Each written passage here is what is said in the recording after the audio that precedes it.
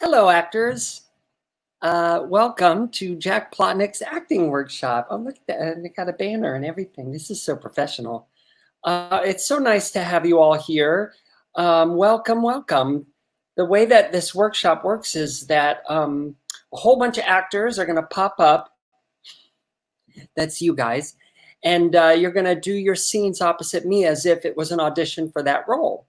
And we're going to do four performers, and then we're going to take just a 2-minute break, and then we'll do the rest of them. And I hope everybody out there has been well, and your loved ones are well. And the money, all the money that we raised today is donated to a wonderful new organization I just discovered. Stacey Abrams started this thing called Fair Fight 2020 that's going to protect our elections. So what a wonderful thing. Yeah. By the way, I can see you guys. So thank you for the thumbs up and the clapping. Basically, just want to remind you all that film acting is really fucking easy. Because our job today is to just simply behave as if it's really happening. We're just going to behave as if it's really happening, but we have no responsibility to make it be really happening because it's never going to really happen.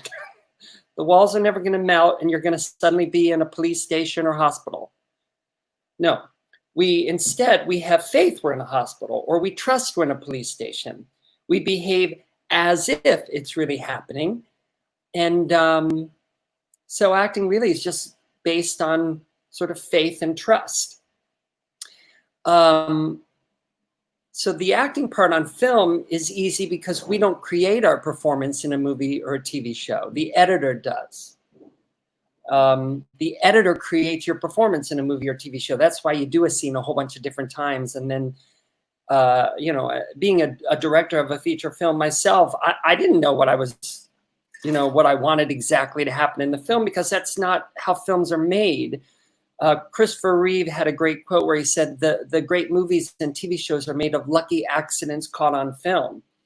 So what I was looking for on set was just these beautiful, spontaneous, lucky accidents, because you can't fake spontaneity, and that's what life is. It's all spontaneous. And the teachers who push us to be result-oriented in our preparation, that make us feel that it's our responsibility and we're under pressure to do a thing called fulfill the writer's intent. Well, it's just not true. It's not the healthy way to approach the art of acting, which is to understand what's happening in the scene, yes, to understand what's literally obviously happening in the scene. That's very important. Those are called the circumstances. But then to just play in those circumstances, wanting things to surprise you, because when something surprises you in an audition or on set, there's an electric jolt of spontaneity in the air. And because acting runs on empathy, the audience feels that. You can't fake it. The audience feels it when something surprises you, the way a line comes out, or the thoughts you're having, or the feelings that are coming up. And so while acting on film is easy, it's also really uncomfortable, and that's fine. It'll always be super uncomfortable. Everything fun is uncomfortable. It's thrilling. You feel tense and vulnerable. That's why we do it. So the uncomfortableness is great. Don't get involved in result-oriented concerns to make yourself comfortable when you act, because you're never going to be comfortable. Because your heart will be racing and your stomach will be full of butterflies. And Judi Dench calls that her batteries. It's that racing heart that sends more blood to your brain and makes your brain expand. You become superhuman when you act. I like to say that my racing heart plugs me into my higher power, the magic of acting. And then I feel as though I receive my performance hand in hand with my racing heart, my higher power. So when you act, you're not acting you're not going into the audition room with nothing but the work you put into the scene. No, you're going into the audition room hand in hand with your racing heart, which makes magic happen in the performance. But what you don't want is anxiety. Anxiety is a feeling caused by negative thoughts, and anxiety is the enemy of the artist. You cannot do your art. You cannot act while you've got negative thoughts about acting. Thoughts like, you don't know what you're doing. This isn't going well. This isn't how we planned it. They don't like you.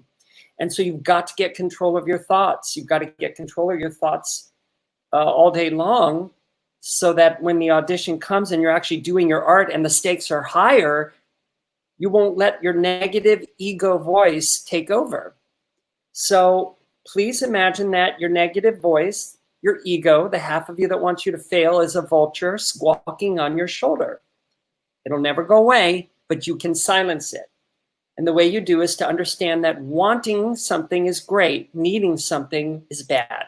Why? Because you don't get what you need. It causes anxiety, and then you can't shine your light.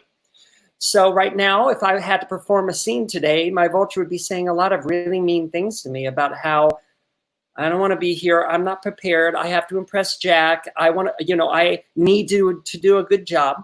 And so I'm going to say some of the affirmations. I call them actor affirmations. They're the first chapter in my free ebook for actors that you can read here. And they're the first chapter because they're so damn important. So I'd be saying affirmations like this, and you guys can pretend that you're saying them, okay? Well, for instance, my vulture would be saying how you need to do a good job and you need to control the scene and do it right. To which I would say to my vulture, no, I release and destroy my need to control the scene. I am not strong enough to control it, and whenever I try, it doesn't work. So instead, I'm just going to ask my higher power or racing heart to lovingly guide me through it, and however it goes, it was meant to go. Even if it goes badly today, that's fine. It was meant to go badly. I don't have a problem with that. There's no such thing as failure in my acting. We'll just see how it goes. Next, it might be saying you need to do a good job and be a good actor, to which I'd say I release and destroy my need to be an actor.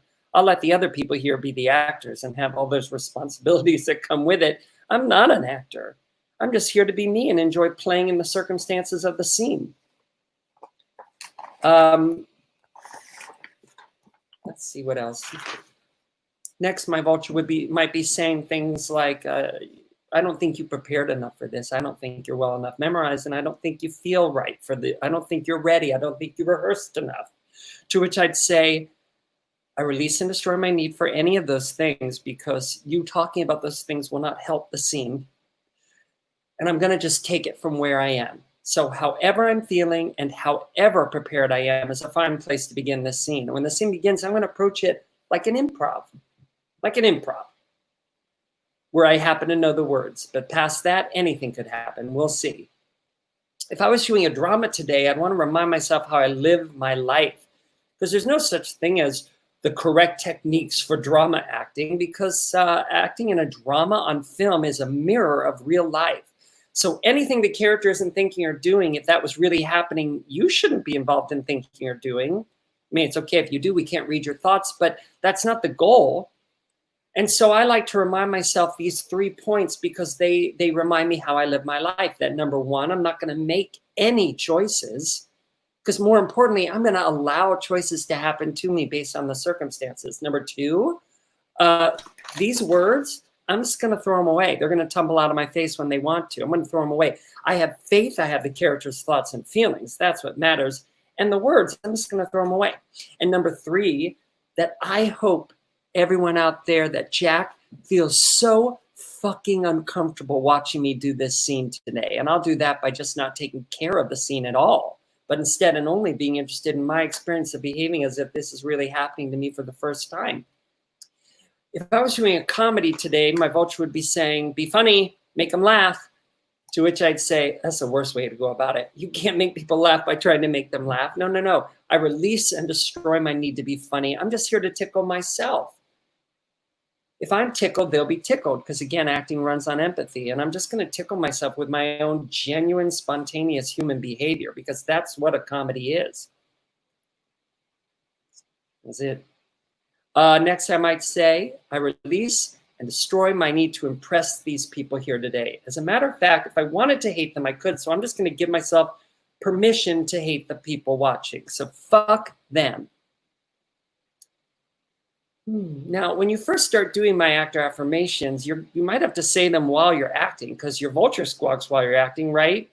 Doesn't she or he? You know, when your vulture squawks, all of a sudden you're what actors call, they call the feeling being in their head. Or they'll say I wasn't connected, or they'll say I was watching myself. No, none of that stuff was happening. What happened was your vulture squawked while you were acting about something specific. But the good news is we can't read your thoughts, so you can just quickly think an affirmation while you're acting, or even just think, no, fuck it. And then your vulture will shut up about the thing it's talking about, which will make the feeling of pressure roll off your shoulders, and then you'll once again be able to behave as if it's really happening, which is what makes us castable. And the only time that we will allow ourselves to behave as if it's really fucking happening is when we have permission to fail. And the only time we have permission to fail is what I call the 9th take, where you've already done the scene on set 8 times and the director has what he needs. And now he says, this one's for you. I'm never going to look at this take. So whatever you want, I don't care. I'm never going to look at this take. And that's when actors are able to act. So I hope that today, when you do your auditions, you will behave as if it's the 9th take. And the way I like to do that is right before I act, I pretend that I've already done the scene 8 times and that I'm going to do it again. But before I do, the director says, oh my gosh, Jack, thank you so much for bringing in all those brilliant choices. They were perfect for the scene. And I had them all on film perfectly, and I'm going to use them. So since we're done, and I'm never even going to look at this take, I guess that means you don't have to do any of that brilliant stuff you brought in. Gosh, I guess you could just behave as if it's really happening. Just want to surprise yourself. Oh, take all the time you want. And you have permission to do it badly. I'm never going to look at this take. And then action. I do the scene. It's the only time you will give yourself permission to behave as if it's really happening, which is the only thing that makes you castable. And the shocking thing is, I think only 2 out of 10 actors are doing it. So what are all the other actors doing? Well, they're behaving like an actor with a great responsibility to show what the scene will look like in the finished product. And that's not even acting. And it's what many actors are taught to do in result-oriented and fear-based classes. Now, I'm not saying, oh my gosh, just like anybody can just be an actor, just like whatever. Like, I do think anyone can be an actor, but good film acting, I guess you could say it takes practice, but I think being in a class is the worst way to practice acting. The best way to practice your art is to do your art all the time for the selfish love of doing it. And so the best way to practice your art is to make your art, to make your own content, or to join a theater group and surround yourselves by the actors who inspire you to be better. Gabby, you're first. We're going to get started. And again, we're going to do 4 actors, and then we're going to take just a 2-minute break. And yeah. Hi, welcome. Hi. How do you say your name again? Because I can't remember how to say it. Gabby's fine. I agree. You know what? I can't remember what scene you're doing. So what was it again? Olivia. And is that the name of the file? Because that's what I'm typing in. Yes. Yes, I think it is. Found it. And I don't know this scene at all. So tell us, is this a drama? I think it's like a thriller drama kind of That thing. sounds like a drama, all right? Yeah. Yeah. I abducted 2 kids. You abducted 2 kids? I think I'm a babysitter and I'm kind of crazy and Kinda? Yeah. Gabby? But there's no breakdown of the character that came with this scene, right? No, I mean, it's just okay. nice. Well, it says that we're in the Trent home, and the sound it says that Julia slowly opens her eyes. Blood is crusted to her nose, and she's looking worse for wear. Is this somebody that you just abducted? Waking up? No, I think the kids are in the corner or something. I abducted the kids, and she probably found me. This is the mother, I see. She's Yes. bound to a chair. Mm-hmm. Mm-hmm. Okay. And the kids are in the room. Nearby sniffles cut the silence. Okay. So I see that you have the first line. So I'll let you start whenever you're ready. You're Julia. Oh, I see where it starts now. Okay. So you let me know when you're ready and we'll begin. Mm-hmm. I'm ready. Okay. What are you doing?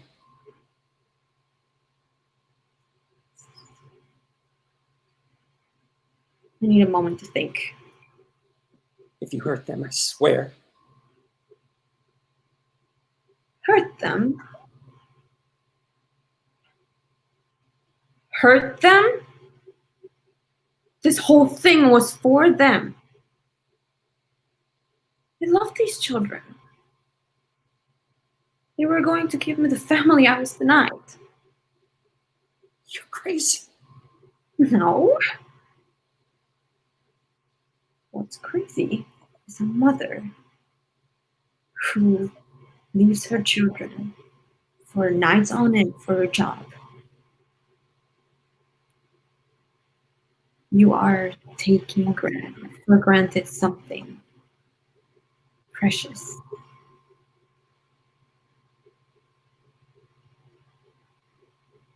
You don't deserve them.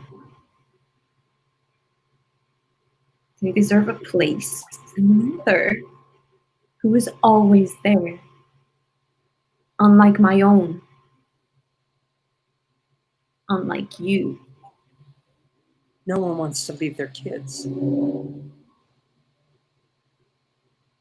didn't appreciate them. People like you never do.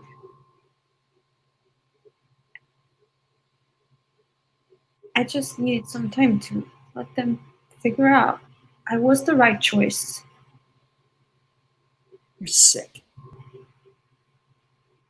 But then you have to go and ruin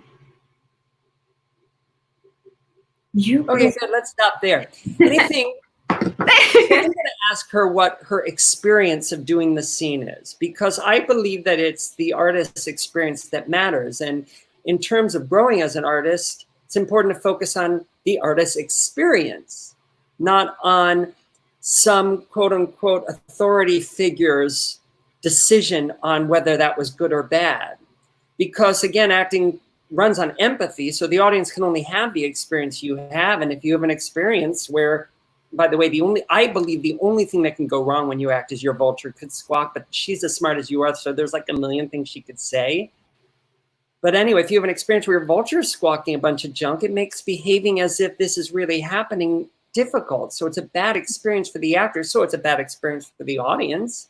They can only feel what you feel. Whereas if you have an experience where your vulture is silent, and so it's easy to just behave as if this is really happening, then that's a good experience for you. So it's a good experience for the audience. That's why I tell actors, you've got to be totally selfish when you're doing film acting, because any part of you that's concerned about taking care of the audience is a part of you that's not back here in your own selfish shit, having a rich, surprising, emotional experience, thereby giving the audience a rich, surprising, emotional experience. So when I say, what was your experience of that? Another way to put it would be, did anything come up you don't care for? Was there anything your vulture was squawking?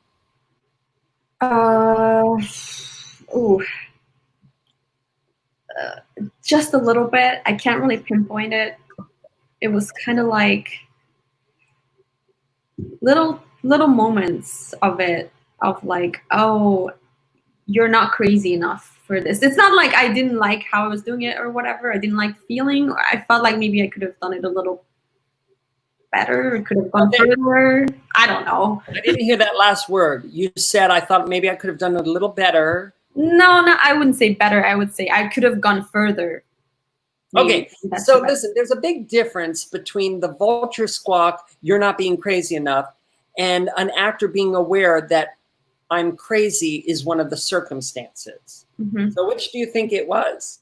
Because during a scene, if you have a moment where you remember, oh, one of the circumstances that I've put in my belly is that I'm crazy. That's fine. They can't read your thoughts, and it's okay to have that thought. That's just called an actor thought, and it goes in one door and out the other. And you're like, oh, okay. You know, which do you think it was?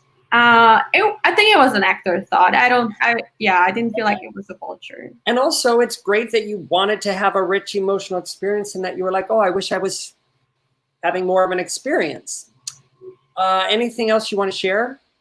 Well, this is more of an improvement, I guess. That I love to hear things that feel better based on the work you're doing. It felt like at times I was like, I can't remember the lines, but I didn't think about it as a negative. I thought about it like, oh, that's fine. That's, yes. I have the understanding when I don't know my next line, which, by the way, happens on every line. Our job as actors is to say our line, and they say their line. We have faith that we're hearing it for the first time, maybe having a reaction, and then we have to go, what is my next line? That's just what acting is, and that's okay because that's real life. In real life, we hear something, we react to it, and then we decide what to say. And so in that moment when I'm thinking of what to say, I have in my belly a core understanding that, oh, they're projecting fascinating thoughts on me right now. So I'm glad to hear that you're enjoying that process because it is the process of film acting. Okay, so I'm very pleased that you had no anxiety, and I could tell. And because you didn't have anxiety, it was a very nice drama audition. You were able to behave as if it's really happening, and you weren't muscling it. But I thought, however, for me, it was an issue of scene comprehension, wherein, I know why you wished more had happened, and that's because you really didn't give yourself any circumstances. Because the circumstances are what's going to make things happen, right? And the good news is getting circumstances is the easiest thing in the world because they're always obvious as long as you don't think you're doing a scene. When you pick up the paper, you must tell yourself, this is really happening to me. So what's happening? And that's the way you get the circumstances, what's literally and obviously happening. See, if we go, this is a scene, what's happening, then we panic. Because our vulture gets involved and starts listing all these result-oriented concerns that make it impossible to see what's obviously happening in the scene. So if you look at the final line, it says, you had to go ruin it. You've blown my cover and forced my hand. I don't have time right now to do this my way, to do it right. She's about to kill her. Well, I don't know when she knows that, and you don't have to decide when she knows that. And I don't know if she knows it from the beginning, or maybe she does. But the point is, I don't have time now to do this my way. Because something important is happening in this scene, or it wouldn't be in the film. And you don't even have to really completely understand what the important thing is, but you have to have faith you have her thoughts and feelings.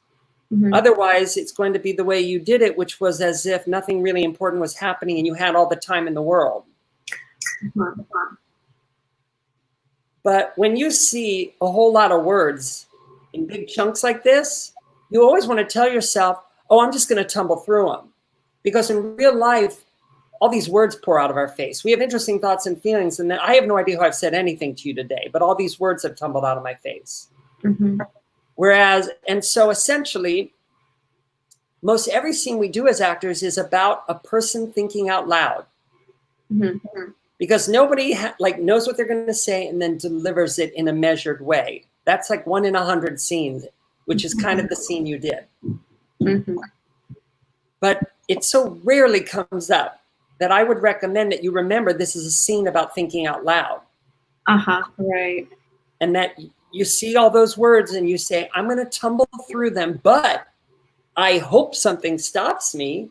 And forgetting your next line is a great reason to be stopped because the character doesn't know what she's going to say. Why should you?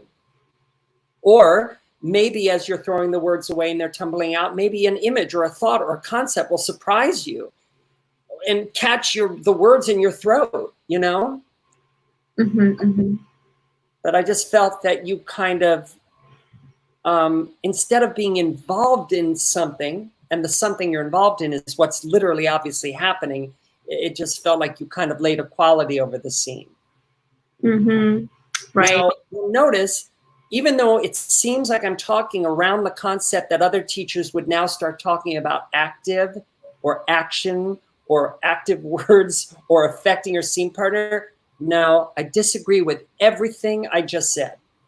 All those things I just said that other teachers would say, I never talk to myself like that. That is how a student thinks, not in my opinion, an adult film actor. Sorry. Listen, by the way, if you're an actor out there who enjoys using those techniques and they're working, please feel free to keep doing them. Please. Absolutely. Just know I don't do any of that, and I work all the time. And that's not how I approach my art, nor do I hear anyone around me approaching it that way. No, but you do need, so you'll see Olivia seems perturbed. That means frustrated and angry. Want to feel. But remember, the character doesn't. No one wants to start screaming, right? But want to feel, but remember, the character doesn't. She says, I needed a moment to think. Then we see exclamation points coming on hurt them. So that means you did not expect me to say what I said, which means you didn't know you were going to say what you say, which means you don't. Remember, when you say one word, your character doesn't even know what the next word is. Nonetheless, this bitch is sitting there. She's ruined everything. And you need a moment to think. Okay? Take everything I've said and throw it away. That's how much you put circumstances in your belly. That's how much you're not putting the circumstances in your head, which will make you feel the responsibility to show those circumstances to us, and then you can't behave as if it's really happening. So you can literally throw away what I just said. You know why? Because you're not stupid. You're not going to forget the obvious things I just said, which, by the way, you knew those things, I'll bet. You just didn't make them very important. And that's okay. So fuck it. You're not even an actress. You're just here to be you and enjoy playing in this. Now, as an actor, when we know we're about to do the scene again, there's a part of us that goes, oh, I don't want to, but I think I'm supposed to want to do the scene again. Right? You don't have to want to do the scene again. Your character doesn't want to be saying these words, doesn't want to be down in this basement, doesn't want to be doing this, right? Not at all. So you don't have to want to. In other words, take it from where you are. Whatever you're thinking, however you're feeling is a fine place to begin the scene.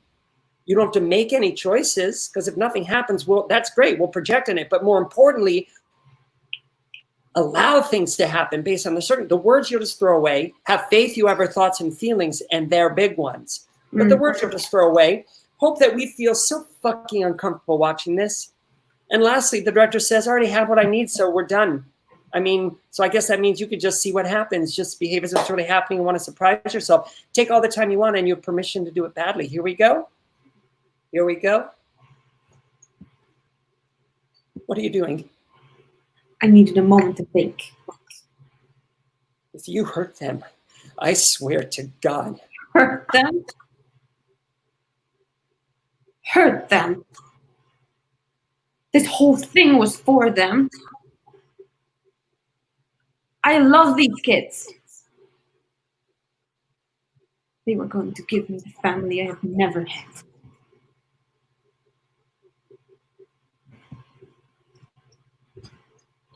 You're crazy. No. What's crazy is a mother who leaves her children for nights on end for a job. You are taking for granted something precious. Okay, good. We're going to start from the beginning, and I want you to really let go of any way you ever thought to say these words, and we're going to talk about your life, and then we're going to bring right into the scene how you really think and communicate, so that we can't tell the scene began. When you were younger, what was the schools you went to? Well, this is for you to remember how you think and communicate. I don't care what you say. okay. The selfish exercise, you bring right into the scene how you read. What class did you hate going to? I hated math. Why? As I wasn't so good at it. How did you feel having to go to that stupid class? It was just boring. Starting a scene. What are you doing? What are you doing? I needed a moment to think. If you hurt them, I swear. Hurt them? Hurt them? This whole thing was for them. I love these children. They were going to give me the family I was denied. Crazy. No. What is crazy is a mother. A mother. Okay, good. I think you memorized this scene a certain way. And last time we worked, you recall that you said, I'm so glad I didn't have any time with the scene. Yeah. Because then I didn't lay down grooves about how I was going to say the words. And guess what you did this time? Aww. And listen, this is your opportunity to tell me, no, Jack, that's not what happened. I don't know. Do you feel you were constantly surprised how those were coming out, or do you think there was a part of you delivering the lines the way that you worked on it? Maybe a part of me. I think a big part, honey. That's possible. Yeah. Because, I mean, did you, while memorizing, ever hear the words the way you might say them in the scene? Maybe.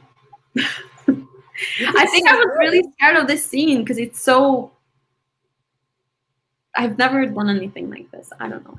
Okay, now we know what your vulture was saying. If you're saying I was scared, scared is a feeling. It's a negative feeling, meaning it's caused by a vulture squawk. Your vulture was saying you can't do this scene, and you listened to her today, and that's okay. Forgive yourself unconditionally, but you didn't tell us that your vulture was saying reasons why you should be scared of this scene. I didn't hear it while I was doing it, just previously. Before I don't know. Yeah. It's like, it's a very simple scene if you would get out of its way. Okay. But you keep returning to some ideas you have about it. See, I have I believe that when I pick up a script, the scene is in the air around me, just waiting for an honest vessel to funnel through. And you can't be an honest vessel for one of the many ways the scene could look if you've got ways you think you should do it, or a responsibility to fulfill it. Right. But if you just have faith that you don't know what I'm going to say, and it's an improv about hearing things for the first time and then saying some things for the first time, you're not going to keep slowing the scene down and looking at me and doing this, which is just not really what the scene is about. Mind you, that can happen in the scene, but you've decided that's what the scene looks like, which means you're looking for an answer to the scene. And whenever an actor is looking for an answer to the scene, it makes behaving as if it's really happening very difficult, because just like life, a scene is constantly changing. And if you don't allow it to, okay? Okay, sorry, I gotta move on. Good work. Yes, it's not a bad audition. It's just I don't think you yet quite played in these circumstances joyfully. Okay. So please, Gabby, in the future, when you're memorizing, the reason why your vulture started while you were memorizing getting you scared of the scene is because you thought it was a scene. When you're looking at a script, don't say, this isn't a scene. This is really happening to me. And then your vulture can't talk about how you've never done a scene like this. And while you're memorizing and she starts throwing out ideas about character or line readings, you must tell her, no, I'm just memorizing. I'm not acting right now. And I don't want to know how I'm going to say the words. That would ruin it. So I'm just going to put all my focus as I memorize on the literal, obvious meaning of the words, what I call the idea of the line. And then the lines become tools you can use. You can throw it away and be surprised by how it gets colored in the performance. Because our job at an audition isn't to show them the way the scene will look. It's to discover in front of them one of the many ways the scene could look. Hi, Alex. I'm going to bring you up now. Hello. Hey, what's up? I'm good. How are you? Doing great. Thanks. So you're doing the scene Rob, right? And is that the file name? I'm just searching for that scene name. Rob or 52 Fights. I got it. Now, this is a filmed half-hour comedy audition. And in this scene, Rob, who's kind of the office, well, I don't want to say too much about it, but he's not a great guy. He is excited because he's just dumped his wife. And it says that he's moving down a law firm hallway with somebody that he works with and a friend. And again, it's a filmed half-hour comedy audition. So I'm sharing this for them, not you, Alex. But anyway, so you have the first line. So whenever you're ready, we'll begin. Cool. Oh, I feel like 10 pounds lighter. You know that feeling you used to get when you were in school and you were finished with your last final? It's that feeling, no obligations. Guess who called me at 10:15 this morning? Who? No one. Emily used to call me at 10:15 every morning. What time are you going to be home tonight? Every morning at 10:15 for 4.5 years. Yeah, well, that's, listen, hey, if you ever, just want to talk about anything, the offer stands. Whoa, look at this. What is it? It's it's matchmaker.com. I put up my profile this morning. I already got 5 responses. Hey, check her out. That one, she wants to meet me for drinks tonight. Well, that's kind of quick, isn't it? Yeah, I thought we'd talk on the phone or something first, but that's not what she wants. No, not her. You already signed on to what? Well, you're good at this stuff, right? So can you do me a favor? Look at my profile and see if it, pops or something. Can you add a joke or two? I guess, Okay, good. Let's stop there. Good. So, what's your experience with that? Anything come up you don't care for? Anything your vulture was squawking about? No, just the last bit. I didn't pick up the cue quick enough, so I was like, oh shit. But So, in your mind, there's a thing called cues, and as actors, our job is to pick it up quick. No, it's just to respond to the word before me, and I didn't do that. I but that's respond to the word before you. Oh, I see. In other words, to respond to what was just said. Yes. Now, quick is obviously a vulture squawk because quick is a result-oriented word. Mm-hmm. And so I guess just what I'm pointing out is that I asked you what your vulture was saying, and you said nothing, but I did fuck up because I didn't come in quick enough. So don't you think maybe that's your vulture? Yeah.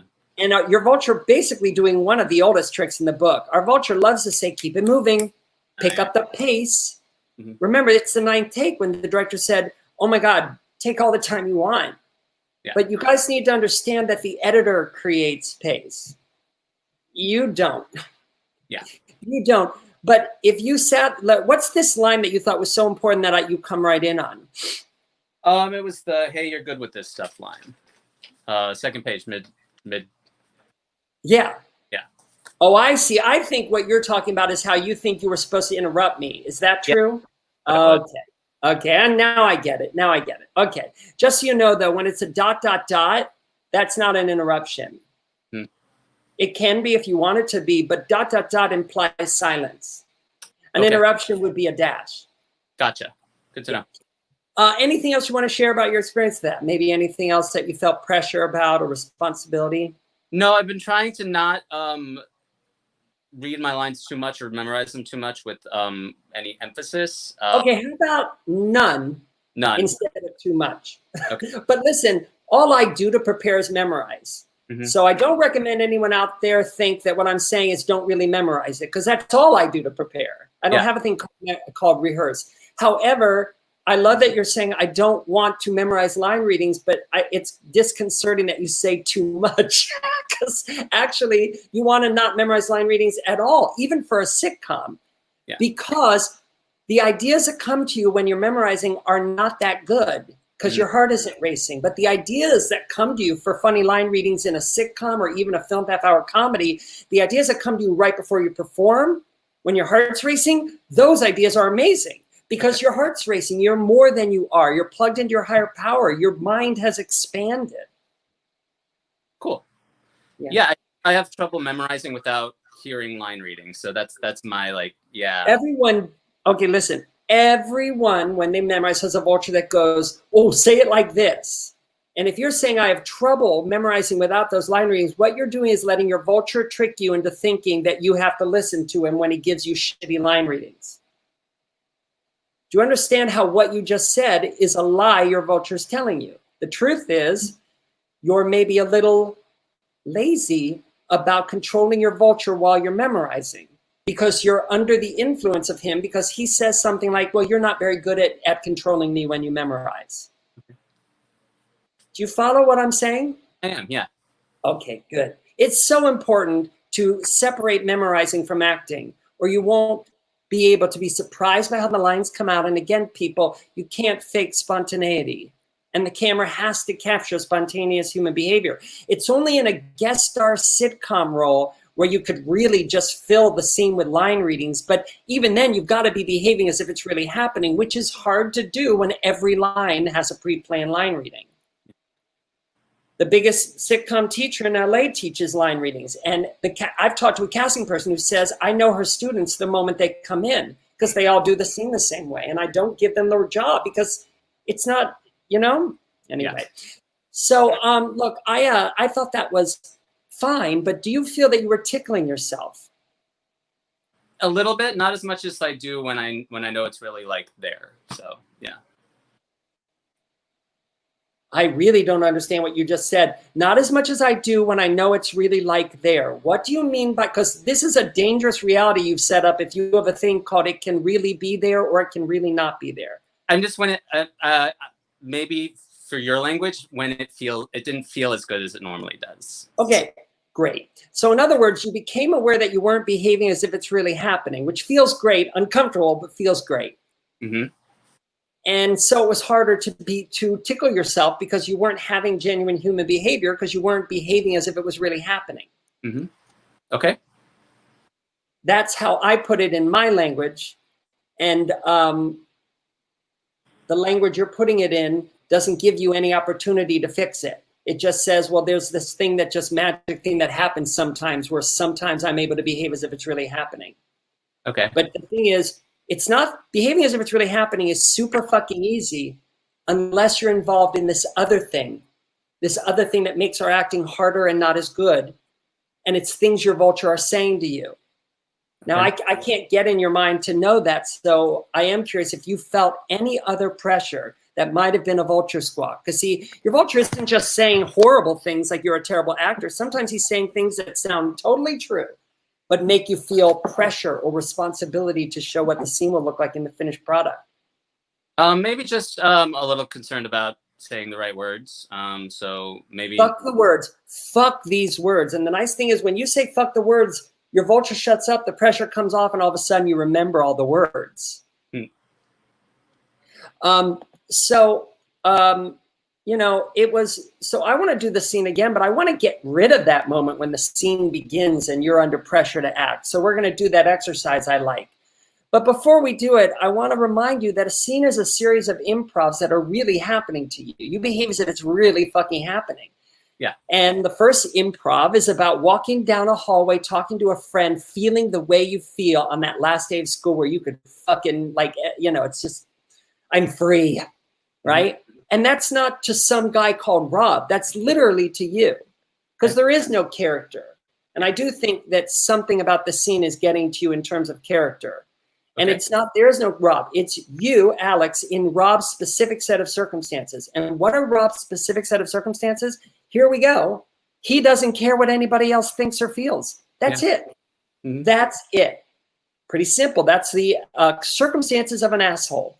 Now, in order to do that, all you have to do is, you know how you have permission to hate me and everyone watching? Yeah. Just multiply by 1,000 how much you have permission to hate your audience. Put that in your belly.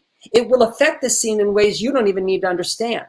Yeah. But he has no anxiety, and so you don't want to have any anxiety. So you really got to go fuck it. Fuck the words and fuck these assholes watching me.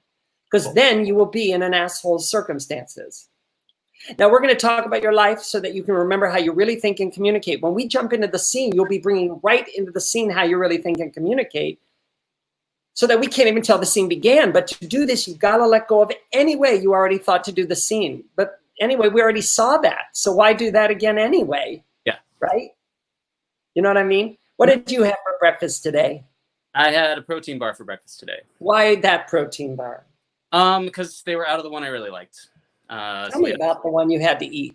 The one was, I think it was supposed to taste like a Rice Krispie treat, but it doesn't because it's a bar, you know? And what was the elementary school you went to? Called Broadmoor Elementary. Yeah, who was your favorite teacher? Probably Mrs. Tolson. She was my first grade teacher. And middle school? Middle school was McCamey Middle School. Do you recall that last day of school, like what it was like in 7th, 8th, 9th grade? I don't know. I didn't mind school though, so I wasn't really like. Yeah, but you didn't look forward to summers? And it was a little hot, but yeah, it was good to not be in school anymore. Yeah. But did you guys trash the school like we did? Nah, because we'd get in trouble for it, and I was a goody goody, so I didn't do that shit. Yeah, and what was your favorite party you went to in like element? Did you ever go to like roller skating parties or like a party you really enjoyed? Yeah, we went to Skateland. It was How was it? It was fun. I mean, you know, it was just skating around and drinking soda and pizza. The pizza was good. Was that something you really enjoyed? Was there an activity you enjoyed even more than going to Skateland, which by the way for me was nirvana. I was in heaven at the roller skating rink. How about you? I don't know. I enjoyed jumping rope. I was a member of the jump rope club, so that was fun. Yeah. What was so good about it? By the way, I'm not doing this for substitution because when the scene starts, you're going to have faith that you know, it's like you dumped your wife and you're just so fucking relieved. Nonetheless, I am looking for something you can talk about that brings you joy, because this is a scene about not caring how anybody feels and being involved in joy. But when you're involved in joy because you dumped your wife, that's everything you need to know about this guy. So is there anything from your childhood, like a movie or a band that you loved? The Goonies. I really like the Goonies. Why did you love the Goonies? Because it was just about adventure and like, you know, I remember the first times you saw it. And by the way, you can act this scene from your 8-year-old self. Do you remember like the first time you saw the Goonies or how that felt? Yeah, I wanted to go on those adventures. I wanted to start the scene. Start the scene. Like 10 pounds lighter, you know that day at the end of school when you were finished with your last test? That's what it feels like. No obligations. Guess who called me at 10:15 this morning? Who? No one. Emily used to call me at 10:15 every morning. What time do you think you're going to be home tonight? Every morning at 10:15. For 4.5 years. Yeah, well, listen, hey, you know, if you ever want to talk about like your feelings or, you know, the offer stands, I could maybe help you with. Look at this. What is that?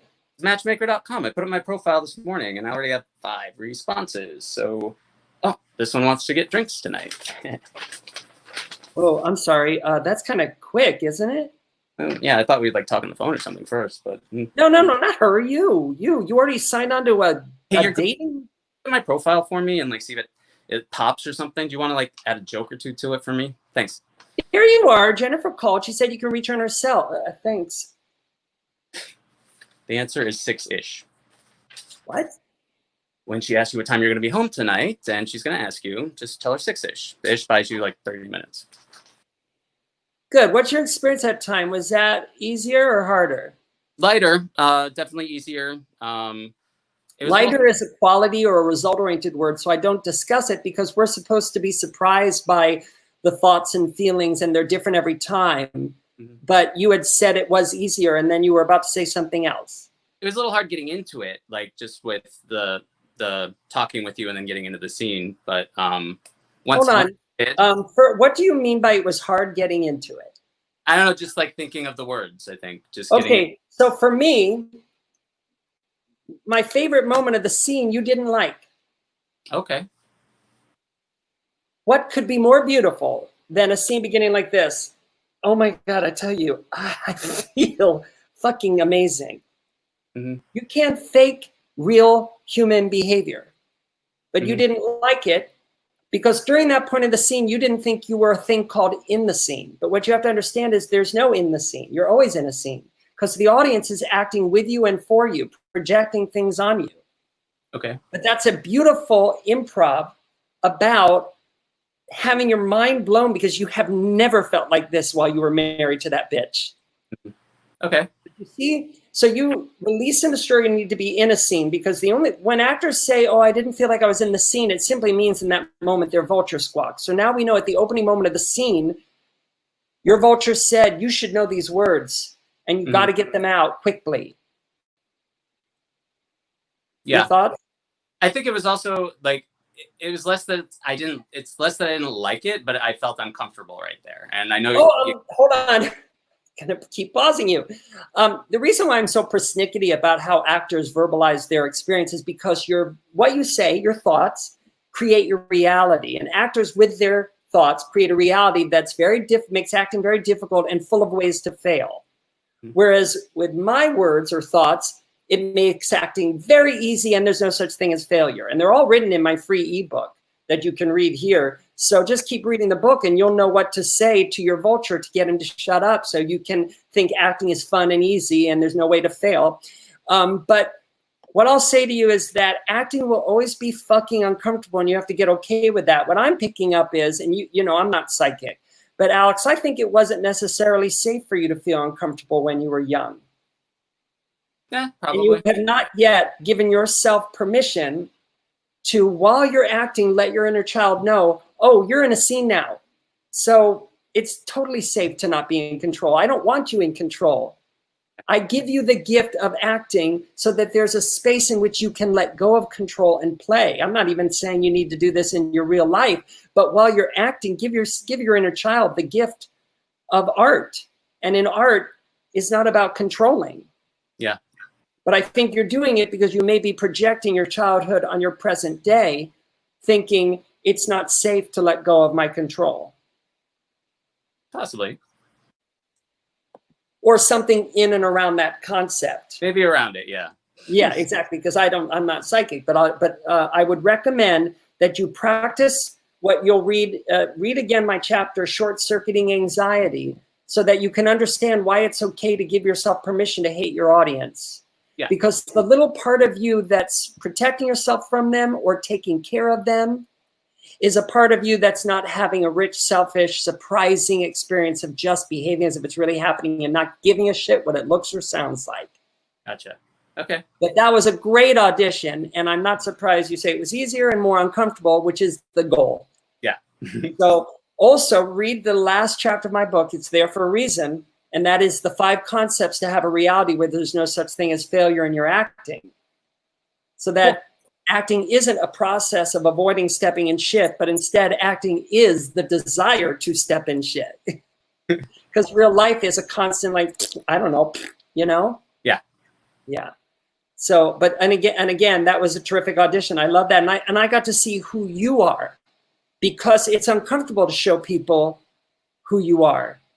Yeah. And this time you let us see you. And that's why I felt uncomfortable, but also why it was such a great audition and why we got you tickling yourself with your own genuine human behavior. Cool. Okay, right. Go work. Okay, up next is Paolo, so I'm going to bring you up. How do I say your name? Paolo. Paolo. Hi, Jack. Hi. And you're doing a drama scene today. Yes. And this is the first time we've worked together. That's right. And this scene is about a guy who is jogging around it. He's just finished jogging around a track with a woman he's friends with, but also secretly in love with. Yes. And so it's a drama. I have the first line, so I'll wait until you let me know you're ready to begin. All right.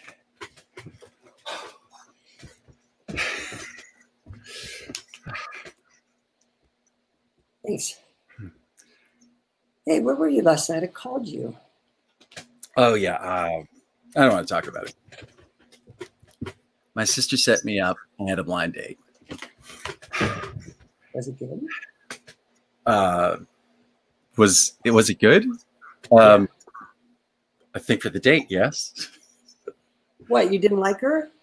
I didn't like her so much. I don't like my sister anymore. What was the problem?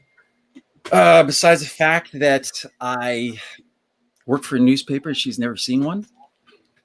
Stop it. All right. Her favorite movie of all time. Ready for this? Pretty Woman. Okay, that's a lot of people's favorite movie. That's probably true, and I'm not dating any of those other people. I mean, of all time, that includes like every other movie ever made. Oh, speaking of, do you see that Lawrence of Arabia is playing at the Egyptian tonight? Yeah. You want to go tonight? Dan works late, doesn't he? Oh, I can't. I'm going to bring him dinner at the hospital. How about a late one? It's only playing till Friday. we're getting married. Look at that. You're wearing a ring. God, I didn't even, Sid, that's amazing. Congratulations. Thanks. So, wow, when's the wedding? We're thinking this spring. This next spring. So soon. Pretty soon. Yeah. That's fantastic. It's great. Good. I'm going to stop you there. Good work. So what was your experience of that? Anything come up you don't care for? Anything your vulture was squawking? I think I just like went up when I didn't hear the line, but that's on my fault because I'm hard of hearing. Okay, they don't care. I know, but You're like, never going to book a job because you say all the words right. You'll lose job after job if you put, if you put getting it word perfect or a thing called not going up as more important than your selfish enjoyment of playing in the circumstances. Yeah.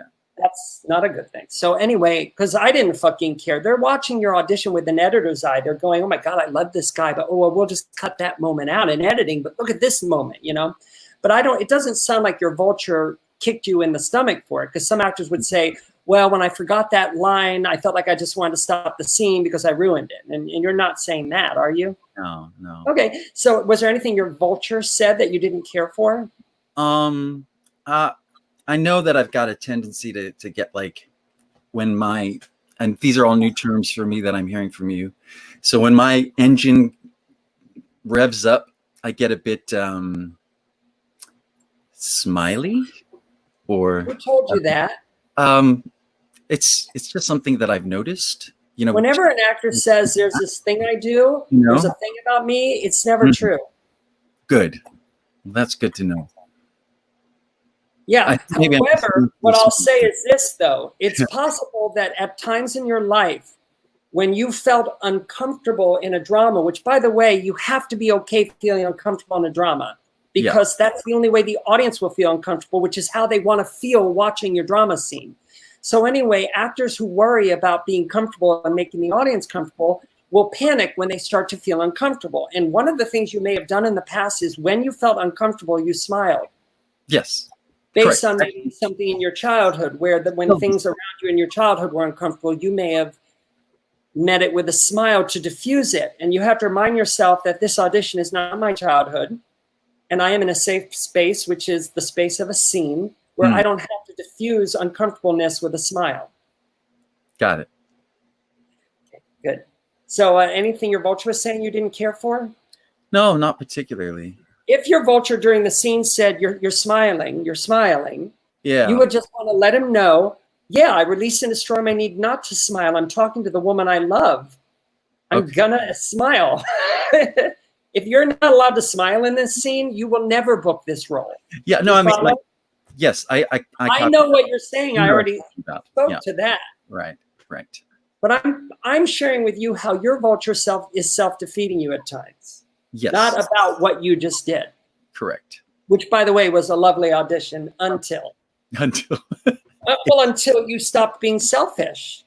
Right. And then it became hard to behave as if it was really happening because you started making choices and muscling moments in order to fulfill the scene.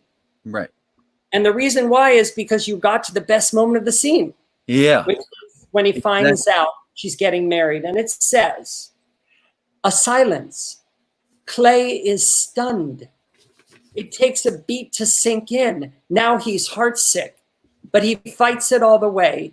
Doesn't reveal a thing. So those are the stage directions there. How delicious. Wonderful. Did you know if you did nothing but just stop talking and look somewhere, whether it's at me or whether it's anywhere, and just leave a silent moment where you did nothing, it would be better than what you did, which was to start to make choices to fulfill that moment.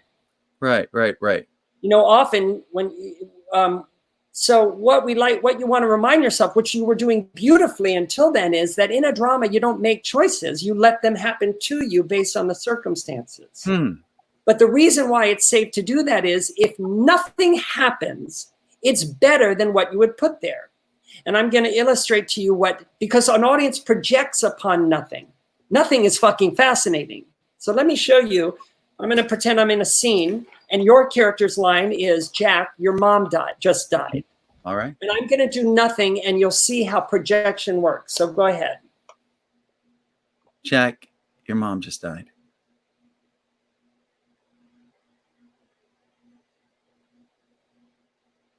It's pretty powerful, isn't it? Sure It's is. a lot better than Yeah. can't even put on film.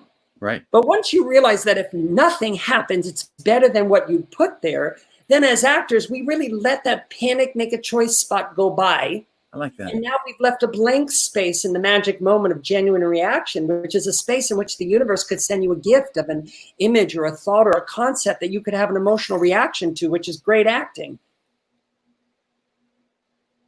You follow? I follow. So I'm glad that you want to feel, because obviously you wanted to feel so much that you skipped your own selfish enjoyment of actually feeling something and went right to the result of it. And that's okay. I get it, because we as actors think our job is to show what the scene would look like in the finished product. But that's not your job. Your job is to just behave as if it's really fucking happening. Okay. And having faith that the woman you love just told you something that in a million years you didn't expect. That's all. Now, that's just the obvious circumstance. Put that in your belly. But you're going to get to do an improv about that, knowing that if nothing happens, it's better than what you would put there in that moment, and knowing that you're not going to get involved in doing anything to make the audience or yourself comfortable, like keeping the scene moving, or pulling up feeling, or remembering your next line. The reason why you can take all the time you want is that when you're acting, time speeds up. So what feels like 5 seconds of dead air, really like only 1 second has gone by. That's why we have all the time in the world to remember our lines, because time speeds up. Do you follow? I do. So again, I thought it was such a great audition. It's just you lost that wonderful selfishness you had up until then. Okay. Oh, who gives a shit? I know. I'm just playing. We're gonna start the scene at me saying, "Where were you last night? I called you." Okay. All right, you bet. But I want to just because I love this exercise, I like to give all my new actors the experience of doing it, which is I'm going to talk to you about your life so you can remember how you really think and communicate. Okay, great. In the middle of us talking, I'm going to say, start the scene. And without looking down at the script, I want you to jump into the scene, but bring right with you into the scene how you really think and communicate, so that we can't even tell the scene began. Do you understand? Yep. And I'm gonna, you just want to what? I'm sorry, I'm going to come in with my line. Yeah, because I'm going to say my line. You can actually say your line. The scene. Okay, great. Yeah, and I want you, that means to let go of any way you thought to do this scene. All right. And what else was I going to say? Yeah, that's it. I was just going to say you can let go of any way you thought to do the scene. So so when you were younger, what was the names of the streets in your neighborhood? West 66th Street. I remember what I wanted to share. This time you don't have to do any of the kind of fulfilling of the drinking or wiping your face. Which, by the way, I loved that the first time, but we've already done that, so you don't have to. If you want to have faith, you just jog. That's fine, but you don't have to. More importantly, I just want you to bring right into the scene how you really think and communicate. Okay, great. And, so that we can't tell it began. And what was the name of the schools you went to? Lincoln Square Academy, Blessed Sacrament, St. Aidan's. And when you, and who was what was a class you were bored by? You were over it, not because it was hard, but it was boring. It was my social studies class, but primarily because my my teacher called me by the wrong name. What was an outfit that you're like, I can't believe I thought I looked good in that? Like, I can't believe I wore that in school. Really, really oversized blazers with the huge shoulder pads. We're starting the scene. Where were you last night? I called you. Yeah, right. I don't want to talk about it. My sister set me up. I had a blind date. Oh, was it good? For the date, yes. Wait, you didn't like her? Beside the fact that I work for a newspaper and she's never seen one. Stop it. Of course she's seen a newspaper. All right. Her favorite movie of all time. You ready for this? Yeah. Pretty Woman. You do realize that was like the biggest movie. That's a lot of people's favorite movie. That may be true, and I'm not dating any of those people. All right, and that includes every other movie he ever made. Oh, speaking of, did you see Lawrence of Arabia is playing at the Egyptian? Yeah, it's playing, and you want to go tonight? I know that Dan's working late. Yeah, I can't because I told him I'd bring him dinner at the hospital. Well, do you want to make it a late one? It's only playing till Friday. We're getting married. Oh, look at that. I didn't see you wearing a ring. That's amazing, Sid. Congratulations. Thanks. That's wow. When's the wedding? We're thinking early spring. This next spring. So soon. Oh, you're good. What's your experience of that? Anything you want to share about your experience of that?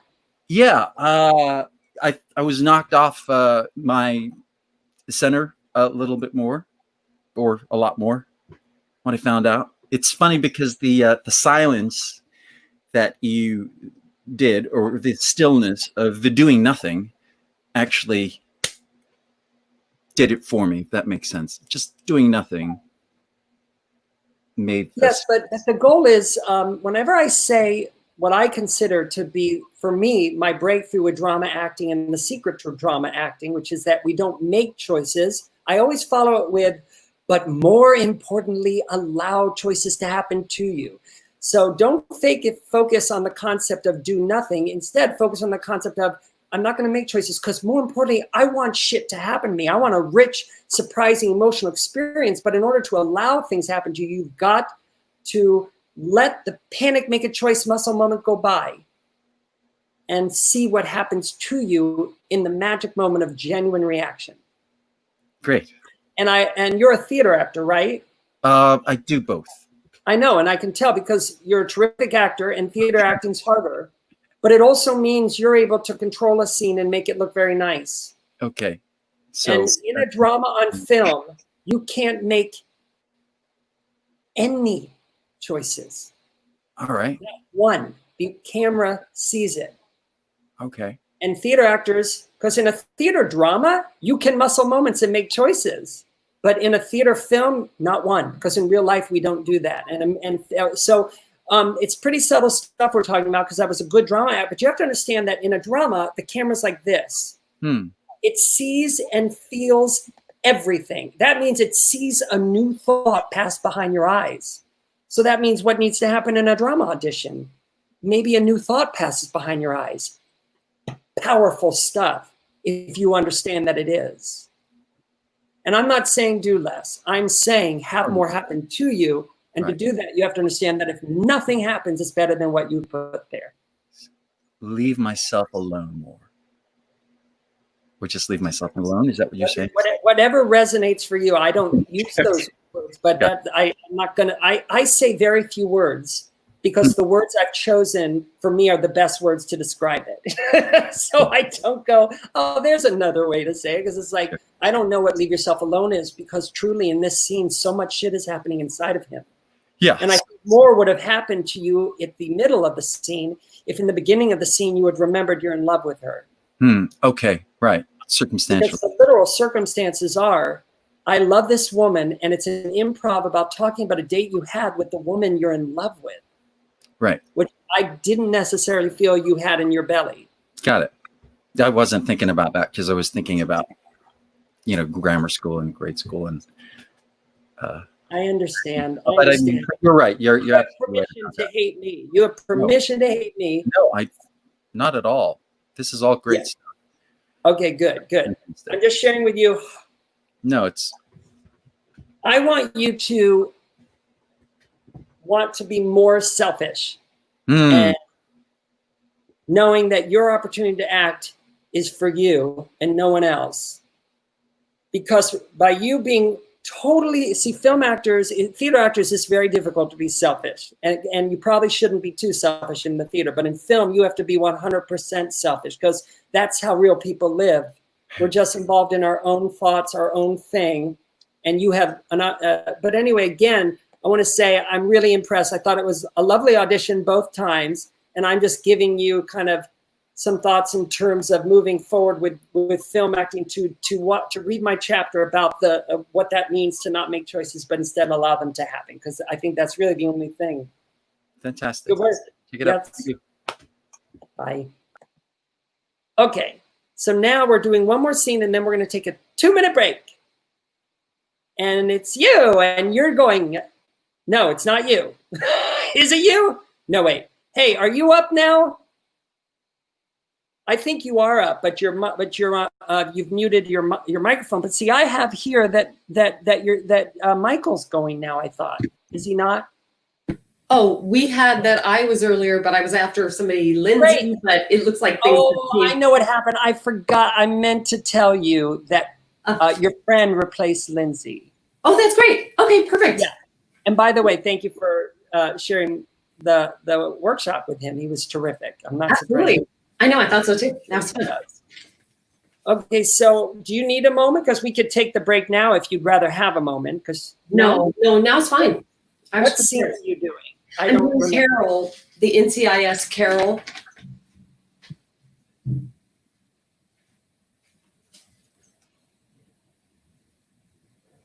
And is the file called Carol? It's called Carol R. Ah, found it. Yes. So this is a drama. Right. And I don't know the scene. It says that we're in the Rutledge house. Kenzie and Deeks watch, I guess they're cops, watch the wife unload grocery and put them away. Carol's pretty, but her face telegraphs the heavy stress from recent events. Right. Okay. So I'm married to a vet who's just gone missing from the hospital. Okay. And you're everybody else. Sorry, three people. Yeah. Okay, so you have the first line. So whenever you're ready, you can go ahead and begin. Okay. Sorry, but I just need to get these things in the fridge. No problem. Have you heard anything from your husband since he left the VA? I haven't told our daughter yet. I'm sure it must have been hard enough on both of you when he was deployed and then when he came home. Didn't seem that bad at first. I mean, he was distant, like he wasn't, quite here, but. Then that's typical when you get back even without PTSD. But then he started acting strange. She actually means like straight jacket cray cray. Well, hey, we work with your dad. Lady Marine, Mr. Friend, you can kind of get married in California now. Lisa. Whatever, we're out of Diet Coke. I apologize. No need. We're all 15 ones with what she's been through with her dad. Yeah, she wasn't the easiest to deal with before he went overseas. Things got worse when Connor got sick. She wouldn't talk about it, but I could tell she was angry. Last time we visited him in the hospital and she saw he was getting better. He hugged her. I don't think I'd seen her cry since she was 10. He's only gone a few hours. We've got all our resources trying to find him. We'll let you know. We need to take Connor's computer. I'll get it. Good. What's your experience today? Anything come up you don't care for? Anything your vulture was saying? Yeah. It's always so funny on Zoom knowing where to look. So I just had some chatter about that. I looked too far for Lisa coming in the room and, that sort of chatter. That kind of chatter happens if you don't remind yourself it's the 9th take where the director said, we already have a take where you look at all the perfect spots for the whole scene. So right. I guess that means this time you can just look wherever. We don't care. Good. Yeah.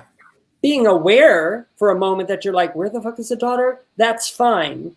That's just an actor thought, and we can't read your mind. And it just makes the scene more interesting. But having your vulture say, you don't know where you're looking, or look in the right place, which makes you feel pressure, that's our enemy because it makes behaving as if it's really happening more difficult. Yeah. Was it the vulture squawking, or was it just an actor thought about where to look? Well, I know. I think it was squawky because it was You'll know not. because the way it makes you feel. If it felt bad or it felt like pressure, then that's a vulture squawk. Which you'd say, I release and destroy my need to know where I'm going to look. I release and destroy my need to show what the scene will look like in the finished product, et cetera, et cetera. Because see, your vulture isn't saying the truth. She's saying what she currently knows you'll listen to. So she'll say that exact same thing again next time, unless you're prepared and you say to her before the audition, oh, fuck camera, fuck where I look. I don't care. It's the ninth take. I release, you know what I mean? Yeah. That's why we go through what your vulture's saying, because she'll say it next time. Yeah. And then till you figure out what to say back to her to let her know you're not interested. And then she'll move on to a new reason life sucks. But the good thing is, the more you do the affirmations, eventually you can do a 5-minute drama audition with 0 vulture squawking. Heaven. Right. I had it worse than all of you. That's why I had to create this system to get him to shut up. So don't worry about it. You'll be fine. Anything else come up you want to share? Maybe something your vulture was saying? Yeah, she was feeling disappointed that I didn't feel as much. Okay, no, that's not your vulture unless she said you should be feeling more. Right. If you, the actor, become aware that you wish you were having a richer, more emotional experience, that's fine. It's an actor thought. Don't worry about it. Okay, that's good. However, what that means is every time you do a drama scene, you want to remind yourself, oh yeah, this is a scene that with emotion. So I'm going to remind myself this. I want to tear up, but I release and destroy my need to tear up. But I want to. I want to feel, but I remember the character doesn't. And I have faith. I've been pushing down sadness about the things happening for a while now. So it's up here. Right. Yeah, but you're not really feeling it. It doesn't matter because my heart's racing. I feel vulnerable. I feel tense. I'm ready to feel now. Now, universe, send me gifts. Send me gifts of images, thoughts, and concepts aligned with actually being in this circumstance that I could have an emotional reaction to. In the moment when it says I tear up, I am not moving forward. I am stopping there. And the universe, I ask you in that moment to send me a gift of an image or a thought. And if you don't, that's fine, because I have faith I have her thoughts and feelings. But I invite the universe to send me a gift that I could have an emotional reaction to. Yeah, good. The things that you can say to yourself that I always say to myself before every emotional audition like this. Great. Yeah. Anything else you want to share about your experience? Maybe something that felt better than usual based on what you're working on? Well, I think that I did allow myself to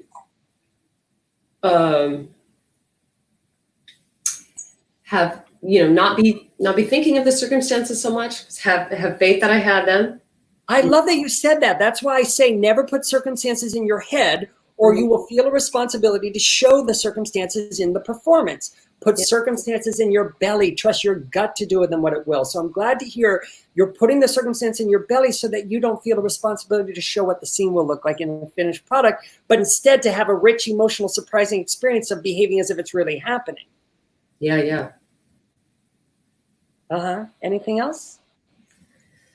I was thrilled. I mean, I sometimes you'll let your vulture say things that make you start to take control, make choices or do things to make yourself or me comfortable. And you were not doing that today. And so I was just so thrilled. It was a beautiful drama audition.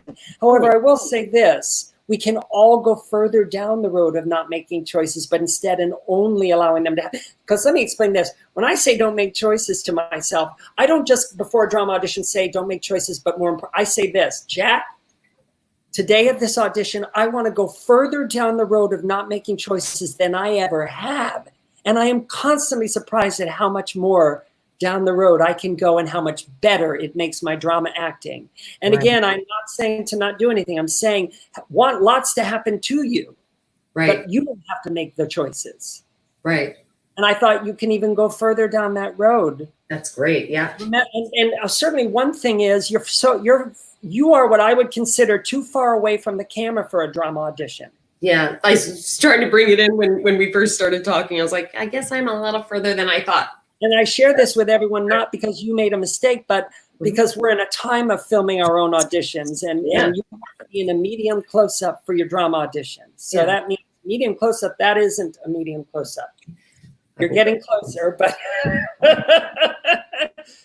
to understand, in a drama, this is the magic. This is your close-up in a drama. You know, you don't need to be there for your audition, but that's where it lies. And so they want to see the details of your face and your eyes, so that they, you know, and that will also make you feel less responsibility to come towards us with an experience, and instead to stay back here in your own selfish shit. Right. Cool. So I'm going to say affirmations, and we're going to do it again. Great. It says, unloads groceries and puts them away.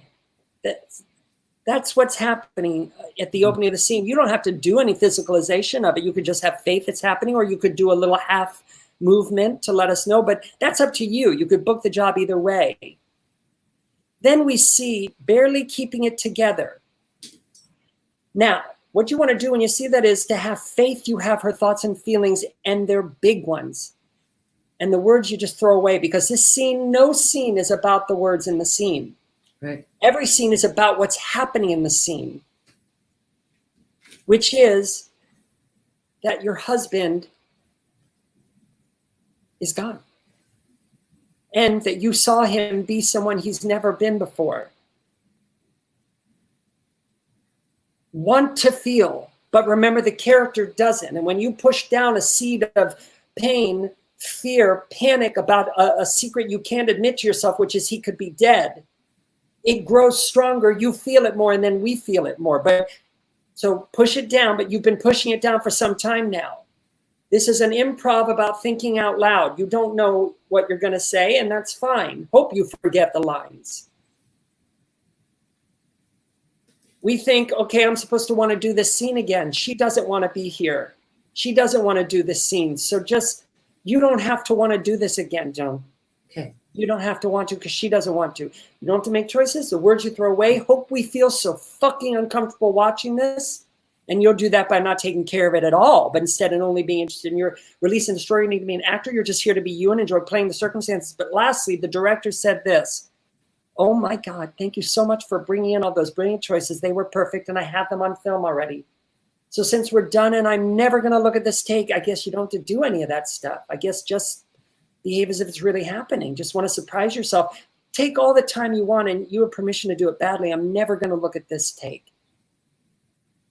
Whenever you're ready. I'm sorry. I just need to put this stuff in the fridge. No problem. Have you heard anything from your husband since he left for the game? I haven't told our daughter yet. Well, I'm sure it must be hard enough for both of you when he was deployed and then when he came home. Yeah. Didn't seem that bad at first. I mean, he was distant, like he wasn't quite here. Well, that's typical when you get back, you know, even without PTSD. Then he started acting strange. She actually means like straight jacket cray cray. Who are they? We work with your dad. Lady Marine. Wow, must be exciting. You can finally get married in California now. Lisa. What? Whatever. We're out of Diet Coke. I apologize. No need. No, we were all 15 once with what she's been through with her dad. She was never the easiest to deal with before he went overseas.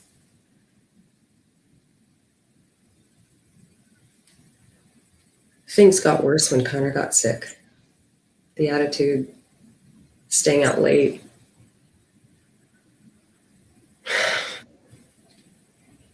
She wouldn't talk about it, but I could tell she was angry. Last time we went to visit him in the hospital, and she saw he was getting better.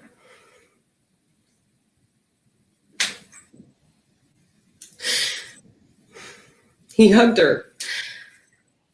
I don't think I've seen her cry since she was 10. Okay, so you know, this is what books work. How can they see that and not go, she's one of our top 3 picks? It just depends on what ethnicity we go with. Right? What you just did is a gift to your audience. But the fascinating thing is, in order to give that, you have to be so selfish and not give a shit about what it looks like. Because I think you'll agree, that was the 9th take all the way, right? Meaning you had no pressure or responsibility. You're no vulture squawking, right? Yeah. So how we did that is we talked your vulture down and we did the 9th take. But your goal should be, I only want to do the 9th take. Why would I do anything but?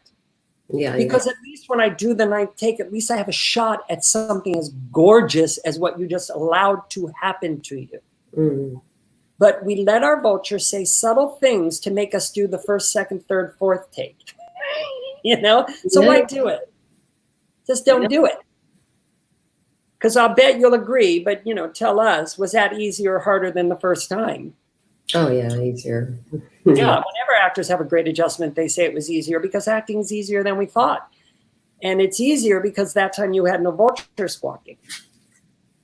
Yeah. So you could just do what acting is, which is just a really super uncomfortable thing called playing pretend. Yeah.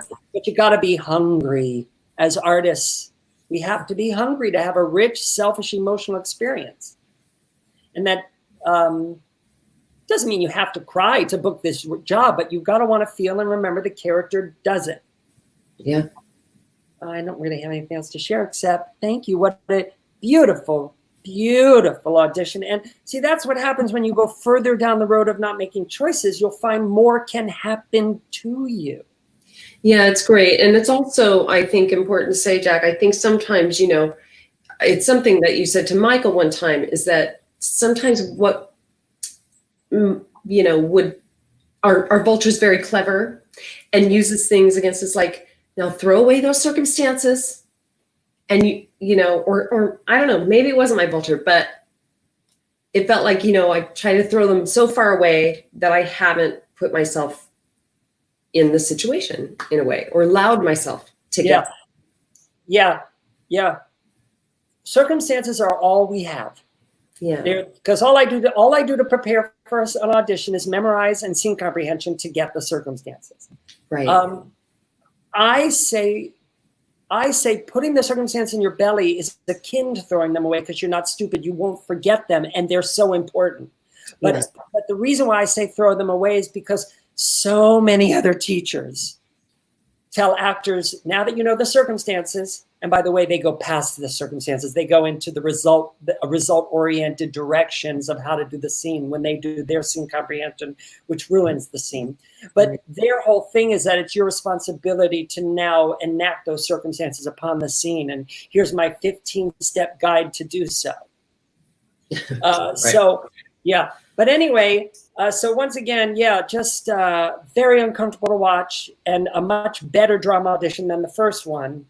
But the first one was a good audition, but you can't fake spontaneity because you were muscling the scene less, or in other words, making fewer choices. The scene was more spontaneous. Yeah, great. Last note, and then we're going to take a 2-minute break. Be careful that you remember that every word of a scene is happening for the first time, which means that 99% of the time, every word of a scene is someone thinking out loud. Which means that as theater actors, we have leftover experiences of rehearsal after rehearsal after rehearsal, of directors talking about the circumstances in order to get the right coloring of the line reading. Mm. And that's fine for theater. You cannot do that in a drama film. And so when you said the line, I'm looking for it. Where is it? I think it was the line, it didn't seem that bad at first. Oh, okay. That's what the line was. If you take it at face value, it's possible. If you think that she's saying what matters and that a scene is about the words being said, you may feel a responsibility to act the concept. It didn't seem that bad at first. I see. But a scene is not about the words. A scene is about what's happening in the scene. What's happening in the scene is your daughter. She's been hard to begin with, but it's been really bad lately. And you're worried that if your husband missing is going to destroy her. Maybe, you know. Right. So you'll start to realize that it didn't seem that bad at first. You could really throw that away because this scene is not about it didn't seem that bad at first. Right. Right. Great. It's a line reading you did both times based on, in my opinion, an old echo of theater acting.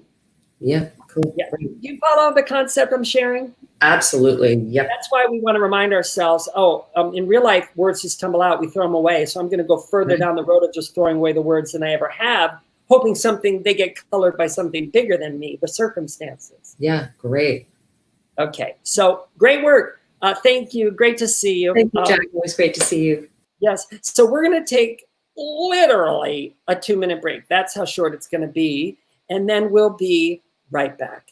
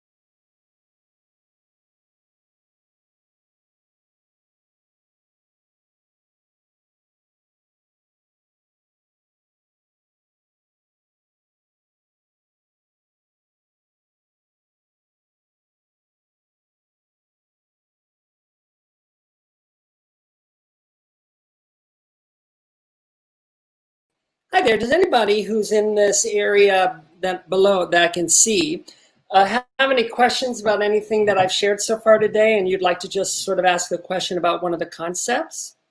No? Oh, yes? So you mentioned something about the absolute meaning of a phrase or a line. I'm sure I'll read it in the ebook, which is really a substantial amount of pages. That's Oh. I'm looking forward to it. But what is it? I don't recall. What do you remember? Any details about what I was talking about at that moment? Because there's several things I say about the line or the idea of the line. Right. But what is your question about it? Oh, I guess what I was wondering was what precisely does that mean? Are we, when we're reading it, are we trying to identify? Are you talking about when memorizing? Yes, I guess so. Is that Okay. it's all part of that conversation? Maybe. I say that when you're memorizing, because your vulture will try to give you line readings and convince you you're acting and not doing a thing called memorizing, which makes memorizing very hard. I tell my vulture, no, vulture, I don't want to know how I'm going to say it. I want to be surprised how it comes out. So vulture, while I memorize, I'm just going to put all my focus on what the words mean, the literal meaning of the words, or in other words, what I call the idea of the line. Got it. So the idea of the line, I love you, or the meaning of that is, I love you. Okay, I get what that means. I've memorized it. I could even paraphrase it because I get what it means. I'm not giving the words I love you different words. I'd have to memorize twice as much. But while memorizing, I'm focusing on what the words mean, because some actors think they're doing that, but instead they're memorizing thinking of a line reading, or they're memorizing the words in a sort of mathematical sequence, which makes memorizing very hard. Did I answer your question somewhere in there? Yeah, absolutely. Absolutely. Okay. Yeah. Very good. Thank you. Anything else? Okay, then we're going to get back to the performances. And up now we have Wendy. Is she here? Oh, Wendy. Hello. Hello. Hi. How are you? What scene are you doing today? I'm good. I'm doing the Louis scene that you sent me. I'm Beth. Beth. You're taking me out driving. Yes. Oh, marvelous. We're going to Sitcom world. How fun. How delicious. Right. You got your So seatbelt on? What's that? You have your seatbelt on? Yes. In this scene, Beth is being taught how to drive by a friend. And she's going to talk in a moment about her husband and son. But right now, that's what's happening. We're in a car, and this is a sitcom audition. You begin. So whenever you're ready, we'll start. Thank you so much for doing this. Dave was teaching me how to drive, but he was worried that with me dead and him in jail, there'd be no one to look after little Jack. Well, look, Beth, I mean, I love Dave, but he's just not the most patient guy, and it just takes time. Yeah, but teaching a woman how to drive can't be your favorite way to spend a Saturday. Well, it's not. Okay, Beth, it doesn't have anything to do with being a woman. That's a stereotype. There's women race car drivers. I'm sorry, where's the review mirror? Oh, it's in the glove compartment. I find it too distracting. Okay, I understand, but it's important to see what's behind you. Oh, I know. I don't mind the side mirrors, but in this one, I look at it and I see people's faces, and I wonder, what's he like? Where's he going? Is he happy? Okay, good. Let's stop there. Good. Okay. So, what was your experience of that, Wendy? Anything come up you don't care for? Was there anything your vulture was squawking about? No. Anything you want to share about your experience of doing it? No. The way you're saying that is so cute. No. Okay. Well, did you feel you were tickling yourself with your own genuine human behavior? I did. I don't know how much to tickle myself, but I felt tickled. Yeah, I felt you were tickling yourself at the start, and then for me, I no longer felt that. But okay. Yeah, I get what you're saying. Okay, yeah. Well, here's the thing. There's no such thing as comedy acting, because all acting is just behaving as if it's really happening, and you were doing that. But in a comedy, while you don't want to try to make them laugh, because that's the worst way to go about it, you should be involved in tickling yourself. Because if I stopped tickling, you're right. People say to me, well, what am I tickling myself with? And the answer is simple. Humans are weird. So our behavior is weird. So even if I was really crying over the death of a loved one and I was like this, isn't that weird? So in a comedy, you're just tickling yourself with your own genuine, spontaneous human behavior. So what is sitcom style? Because while you were behaving as if it's really happening, that was not a sitcom audition you just did. So what is sitcom style? Lots of spontaneous human behavior. And how do you do that? You have to understand that in a sitcom that's only 22 minutes long, there's no time for a scene where characters don't feel very strongly about what's happening, especially guest star roles. Okay. And so what you want to do is have high stakes in your belly. High stakes in your belly makes more of your behavior come up. Don't put high stakes in your head, or you're just going to show the audience a bigger, louder scene. That's not sitcom style. So, for instance, we know that he's teaching you how to drive, which must mean that you want to learn how to drive. And by the way, you don't kind of want to learn how to drive. You really want to learn how to drive, which means, for instance, if you, the actress, decide that you're excited to drive today, you're not kind of excited. You are fucking over the moon thrilled that you get to drive today. And you're not kind of grateful. You're really super grateful that he's willing to teach you how to drive. And that rearview mirror didn't sort of bug you. It kind of drove me fucking crazy. Like I really felt like I was going insane because I was looking at that person and this person and then the radio and then I couldn't, and then I hit them. You see what I'm saying? Yeah. Yeah. So the fact that you didn't have high stakes, it didn't feel like a sitcom audition. Okay. Okay. I get it. I know what you So want. in a literal, obvious sense, what is the first line about? Well, let's just look at it. Thank you so much are the first words. So it's an improv about thanking somebody. Thank you so much for doing this. Dave, her husband, was teaching me how to drive, but he was worried that with me dead and him in jail, there'd be nobody to take care of little Jack. Now, I don't think that's a joke. I really think that's true.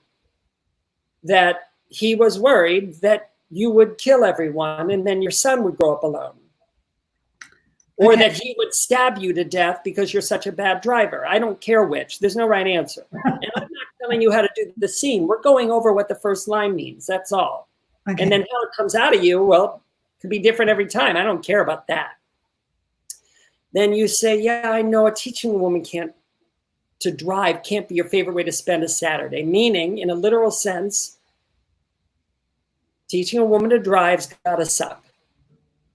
Mm-hmm. Well, whatever that is to you, whatever your circumstances are for that, whether it's embarrassment or gratefulness, or I don't care. That's the fun of being an actor is you get to pick your specific, past what's obviously being said, you get to pick kind of how you feel about that line, but raise the stakes, you see?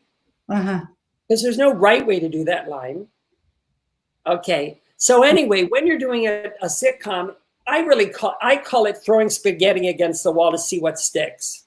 Okay. In other words, you're just going, fuck it. Fuck it. I'll just play and see what happens. Right? And Release and Destroyer need to be funny. You're just here to tickle yourself with your own genuine, spontaneous human behavior when you get to be in a car and actually drive today. Right? So fuck it. Here we go. It's the 9th take. You already did this perfect. So you can let go of any way you thought to do it and just see what happens. You can act this from your 8-year-old self who was excited to get a gift on Christmas. So fuck it. Here we go. Thank you so much for doing this. Dave was teaching me how to drive, but he was worried that with me dead and him in jail, there'd be nobody to look after little Jack. Okay, well, Beth, I mean, I know Dave, he's a good guy, but he's not very patient and it takes time.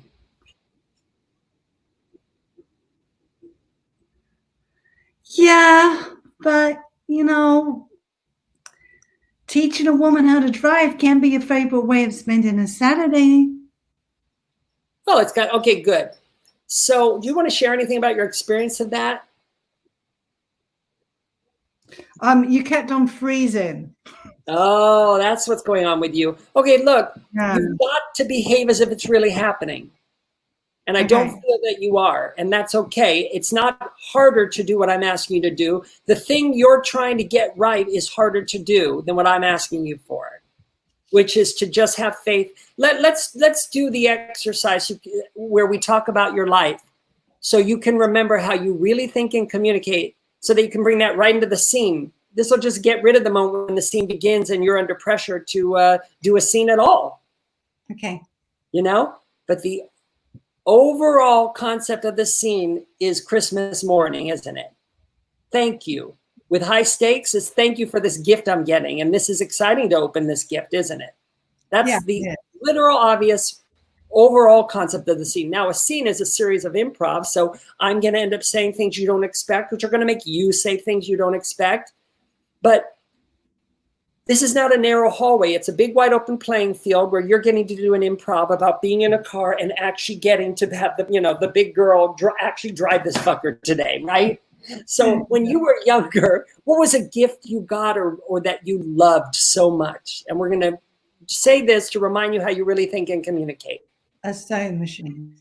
Okay, I want you to get up and get your heart going, pumping a little bit, walk back and forth and tell us all about the sewing machine. Go ahead, in that room, we'll hear you. Get up, get your heart going, walk around. I need you to walk around, get your heart rate up. Tell me about the sewing machine. I made clothes with it. I made clothes for my dolls. I made myself some tartan trousers. Why did you love sewing? I just like making things. How did you feel when you got it? I was just so pleased. It was thank you so much for teaching me how to drive. Dave was doing it, but he was worried that with me dead and him in jail, there'd be nobody to look after little Jack. I love what you're doing. Keep going. Throw these words away. Let go of the way you think you're supposed to say them. Look, Beth, I love Dave. I do. He's just not the most patient guy. You know, it takes time. Yeah, but teaching a woman how to drive, there must be a better way for you to spend a Saturday. No, like it's not. That's a stereotype. Okay, first off, there's women race car drivers. Did you even know that? Oh, where's the rear view mirror, Beth? Oh, it's in the glove compartment. I find it's too distracting. Okay, yeah, but you got to be able to see what's going on behind you. I know. I don't mind the side mirrors, but in this one, I look at it and I see people's faces and I wonder, what's he like? Where's he going? Is he happy? Why is he laughing? Is he listening to something that I'm not listening to? Maybe I can find it. And that's when I hit that guy on the bike. Okay, you know what? Let's not worry about mirrors. Let's just get you on the road. So go ahead, start the car. I can do that. Yeah, good. Okay. Well, now just pull out carefully and start driving. Where are we going? Oh, I don't know. Just drive. But if we're taking the car out, shouldn't we go somewhere? Okay, that's when you stop behaving as if it's really happening. All right. Okay. Well, if we No, we're not. We're stopping. So, What was your experience that time? Was that easier? Yes. Yeah, whenever actors have a beautiful adjustment and a scene becomes really great, they always say it was easier and more fun. Mm-hmm. And that's because acting is easier and more fun than you thought. Yes. And if it's better and it's easier, that means it's not better because we worked on it at all or you learned some new technique. That would actually mean it's better because you stopped being involved in things you don't need to be involved in, which was anything your vulture was saying. Because I think you'll agree that time your vulture was silent, wasn't she? You had no pressure, no responsibility, right? Yeah. Because I'm trying to do an American accent as well. Mm-hmm. Well, you had a lot less anxiety, a lot less vulture squawking, so you were able to more behave as if it's really happening. But the affirmations do that better than talking about some sewing machine you had as a kid. The affirmations are a better way to get your vulture to shut up. But I only do that exercise because when a person's talking about their childhood, their vulture shuts up. And then when they jump into the scene, often their vulture forgets their acting. Right? Okay. But yeah. I just feel like you've got to make behaving as if it's really happening more important than anything else, even the accent. So when it comes to accents, you need to look at the accent as another circumstance. What do I say about circumstances? You put it in your belly and trust your gut to do with it what it will. So in other words, you don't color the words to sound American. Your gut does. I like to put it this way. When I'm doing a French accent, for example, I pick a sentence that I find really helps me understand how French people speak. For me, it's, be our guest, put our magic to the test, bring a heart that's full of wonder. I put that in my belly, and then I just talk, I throw the words away, and I don't care what I sound like, because if I pay attention to what I sound like, you see, I'm letting that sentence color the words. But what happens with you is that when you have a sentence come and your vulture goes, get it right, you stop behaving as if it's really happening and you put the circumstance of the accent in your head, which makes coloring the words to sound American more important than behaving as if it's really happening. Yeah. Anyway, that was so fucking funny because you had so many genuine moments. You had so many moments of sorry guys. You had so many moments of letting us see your genuine human behavior. My God, there was a way you said this line. You can't plan this shit, guys. The way she said the line, oh, I don't mind the side mirrors. It's like, think about that line. The woman is saying she doesn't mind the side mirrors. It's fucking hysterical because the writer makes it funny, not you. You just tickle yourself with your genuine human behavior when you're doing an improv about being like, you know, I don't mind these safety things, but I'm not going to, you know, steer with my hands. I don't like that. You know what I mean?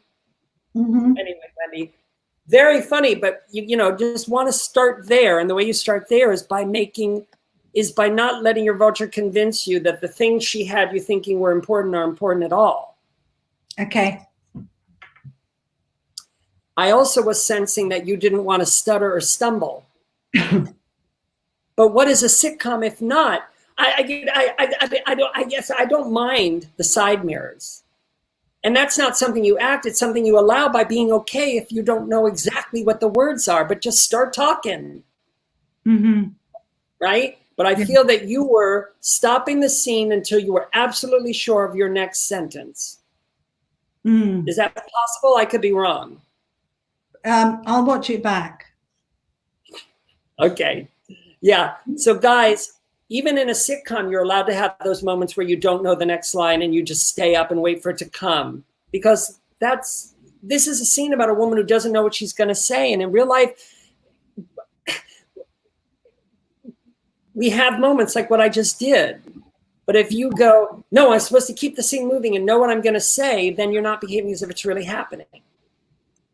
So even in a sitcom, you should hope you forget the lines and be forced to remember them. Because it's always the best moment of your audition, is watching a person think about what to say. You know? Mm-hmm.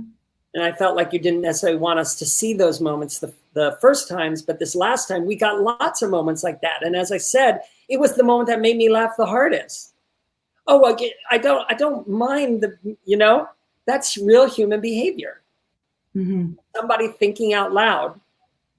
Okay, anyway, great job, Wendy. Very funny. Thank you. Yes, good to see you. Bye. Now we're doing Michael, right? Maybe not. He's not here. But I thought this was going to be Michael now. Are you ready? Yeah. Oh, okay, good. What scene are you doing? What's the file called? I thought it was somebody else was before me, but no worries. You want a minute? No. No. Okay, because you can have them. I can take you off the screen for a minute and just prepare. We're not in a huge rush. No, I'm good. Okay, what's the file name of this? It's John. That's the file name? Yeah. Thank you. John. Am I correct that this is the guy who works as a... He's like a Alcoholics Anonymous meeting room. Yes, okay. Okay, I got it. Okay, so this takes place in a meeting room, either right before or after an AA meeting, and he's talking to a person he's been sponsoring. Yeah, Jack, can I interrupt for a second? Technical question. Can we turn our video off when we're doing StreamYard so it's just you we see, or is there a way to turn off? Why? Because then the audience won't see you. Oh, So right. what you can do is get a book and lean it against your computer screen to cover yourself. That's a good idea. No rush. So again, for the people out there, he's letting a person who he's been sponsoring know that he feels they're ready to be a sponsor themselves. That's what this drama scene is about. Thanks. I just want to try this experiment because, you know, we've been doing this and Yeah, you could also get a piece of tape and tape it. when you're not, when you're not looking at yourself. Seems like it might be. Yeah. Okay, cool. Thanks. Whatever you like. So I see that you have the first line. So whenever you're ready, we'll begin.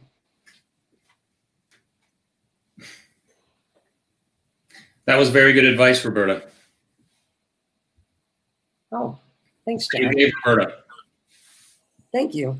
I mean, I hope I wasn't out of line. Oh, no, you were right on the money. That's a high compliment coming from you. You know, Macy, the next few days are going to be crucial for Roberta. She's going to need a sponsor. Yeah, somebody really good, someone like you. Well, my plate's pretty full at the moment. But you're right, she's going to need someone good. That's why I'd like to know if you'd like to be her sponsor. Me? John, I'm still in recovery. We're all in recovery, Macy. But make no mistake, you gain sobriety on your own. It's very important that you take credit for that and not give it to anyone else. I understand. See? It's very important.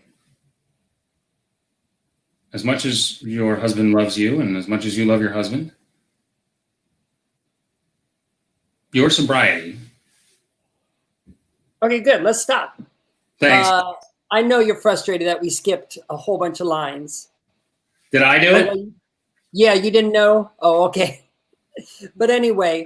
I thought I did. I was like, wait a minute, what happened there? So not a big deal and not really what I even need to talk about. I just want to know if there's anything you want to share that your vulture was saying. Anything you didn't care for based on, yeah. Not really. I was just aware of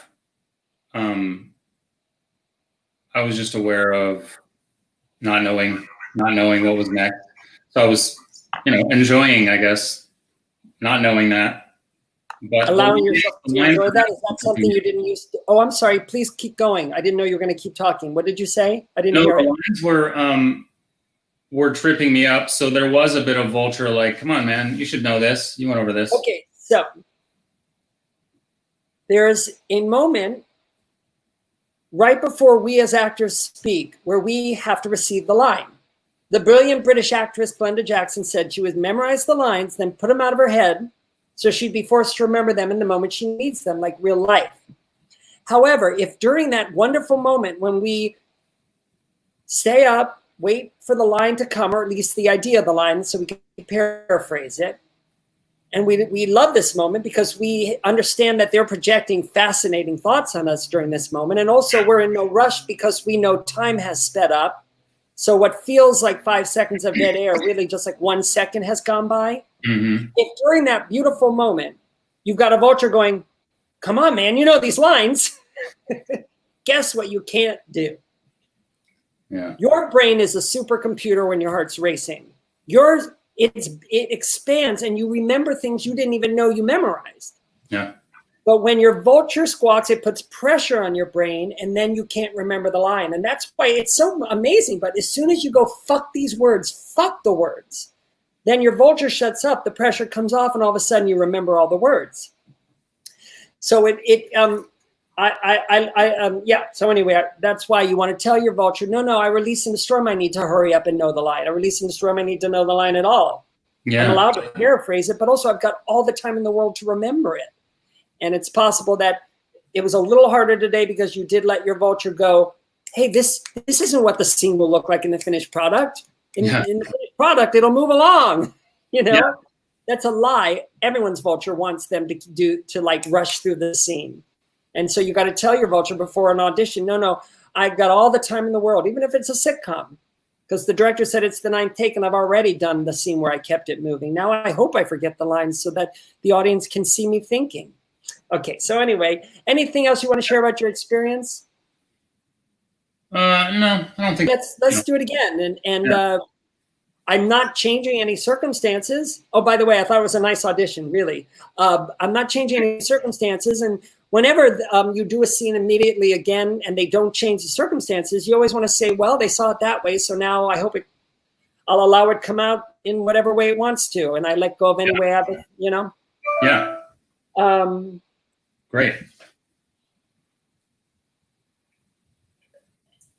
Okay, so whenever you're ready. That was very good advice you gave Roberta.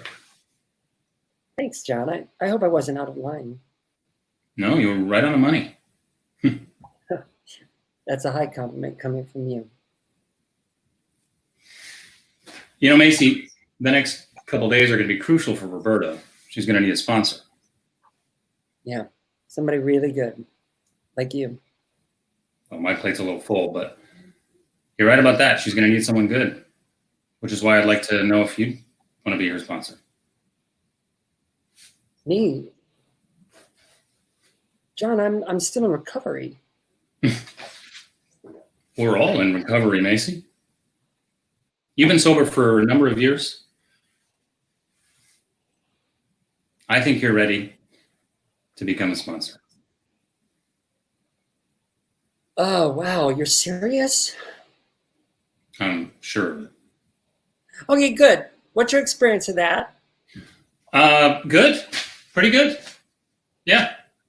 Okay, good. So now we're going to move on to the next thing, which is, that was a lovely drama audition. And the question is, would you drive home going, wow, that was so exciting. I didn't expect to think that or feel that or say the line like that or add that moment where I blah, blah, blah, you know? Maybe not. And as actors, we want to make sure that we are hungry to have a rich, selfish, emotional experience. And the way to do that is to make sure that we look at the script and say, okay, I don't want to miss anything.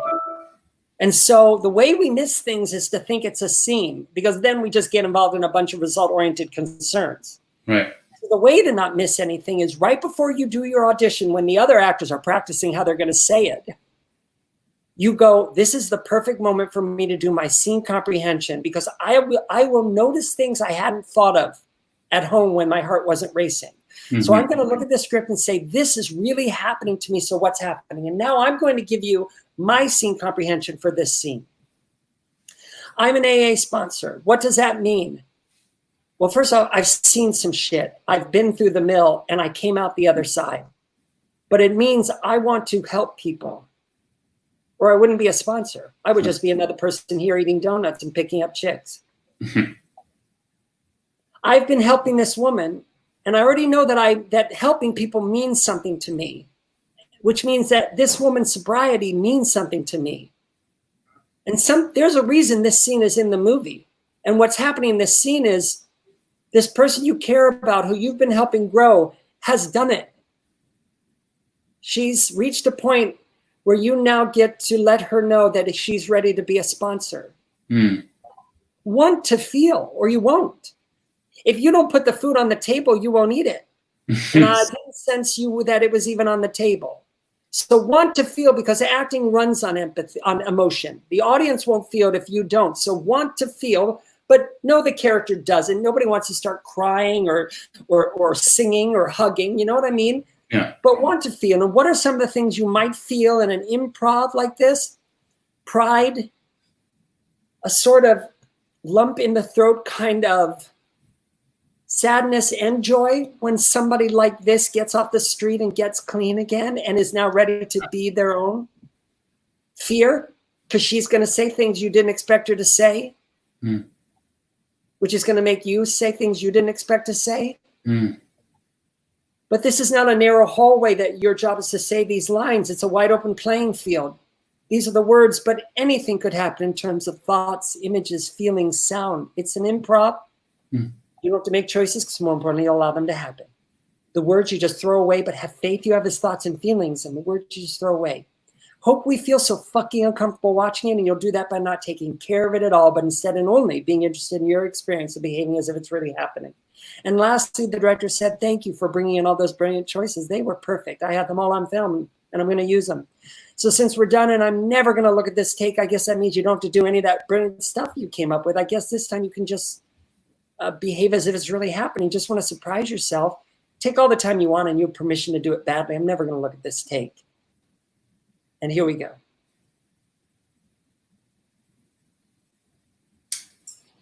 That was very good advice you gave Roberta. Oh, thanks, John. I hope I wasn't out of line.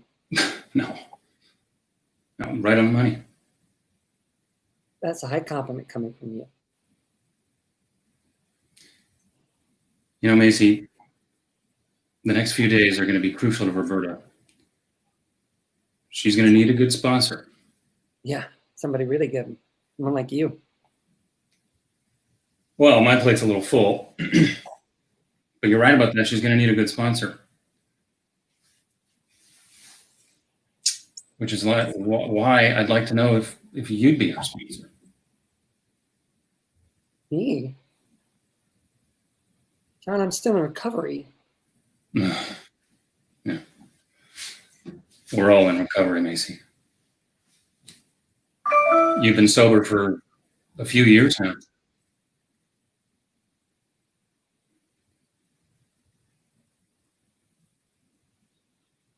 I think you're ready to become a sponsor. You're serious? I'm sure of it. Well, sobriety is the most important thing in my life next to my husband. So yeah, John, I would be honored to be Roberta's sponsor. One thing I have to mention, Macy. You told Roberta that you needed your husband to help you keep straight. Yeah, that's true. I do. Well, it may appear that way. But make no mistake. Good. What's your experience of that? Anything you want to share about your experience that time? Great. It felt like I was really there. I felt a lot of empathy and pride and... Well, what you're describing right now are the delicious gifts of thoughts and concepts that come to us in a performance. Yeah. And that happens whenever an actor says, oh, I didn't get there. It just means they're vulture squawking. So when you say to me, I was there, you don't need to say that because obviously you were there. I saw you the whole time. What you're saying is my vulture wasn't squawking. But more importantly, when you say I felt like I was really there, I hope in the future you'll say what really happened, which I think you'll agree with me when I say what really happened was that time you felt more like you were behaving as if it was really happening. Yeah. Oh, so that's the goal of acting. Definitely. But why say anything else? Why say a concept about being there when that isn't even really what was happening? I thought that was a beautiful audition. You have to understand that something important is happening in a scene, but you don't even really have to know what it is. But I promise you, a scene is in something because something's happening. Right. But anyway, it's obvious what's happening if you do your scene comprehension. And here's my last note for you. And it's a little bit similar to Joan. And it's because, again, when you're a theater actor, you spend a lot of time with directors who spend a lot of time talking about the circumstances so that you can color a line correctly. But in film acting, that's not how we behave in real life. So in film acting, you really want to remind yourself to throw away the words. Because there were a couple moments where the universe was ready to send you a gift of something that would surprise you, but instead you were what I would guess you could call on the words, meaning coloring the words in the way you thought might sound good. For instance, I think the line was, "We're all in recovery, Macy." I think that was the line. But again, a scene is not about what you're saying, it's about what's happening in the scene. Right. And if you threw those words away, you would receive something more beautiful than coloring that to fulfill what you think the writer's intent was for the line, "We're all in recovery, Macy." Because it's not about that line. It's an improv about letting someone you love in a way know you did it, kid. It's intimate to let someone know you did it, kid. And it's going to be very uncomfortable. And here's my last note for you. When you feel uncomfortable, don't do something. If something happens to you, that's great. For whatever reason, I don't care. But sometimes I see you muscle a moment or make a choice, or in other words, do something because you're afraid, well, but what if nothing happens? Whether it's sipping of the water or moving to make yourself comfortable in a silent moment that would have made me feel uncomfortable if you hadn't done that. Gotcha. Film acting, cameras here. If you did that, Right. And I promise you, there's something more important in that moment than that. Unless the script says he takes a drink of water, do nothing and see what is received by you when you look in the face of this woman you did it, kid.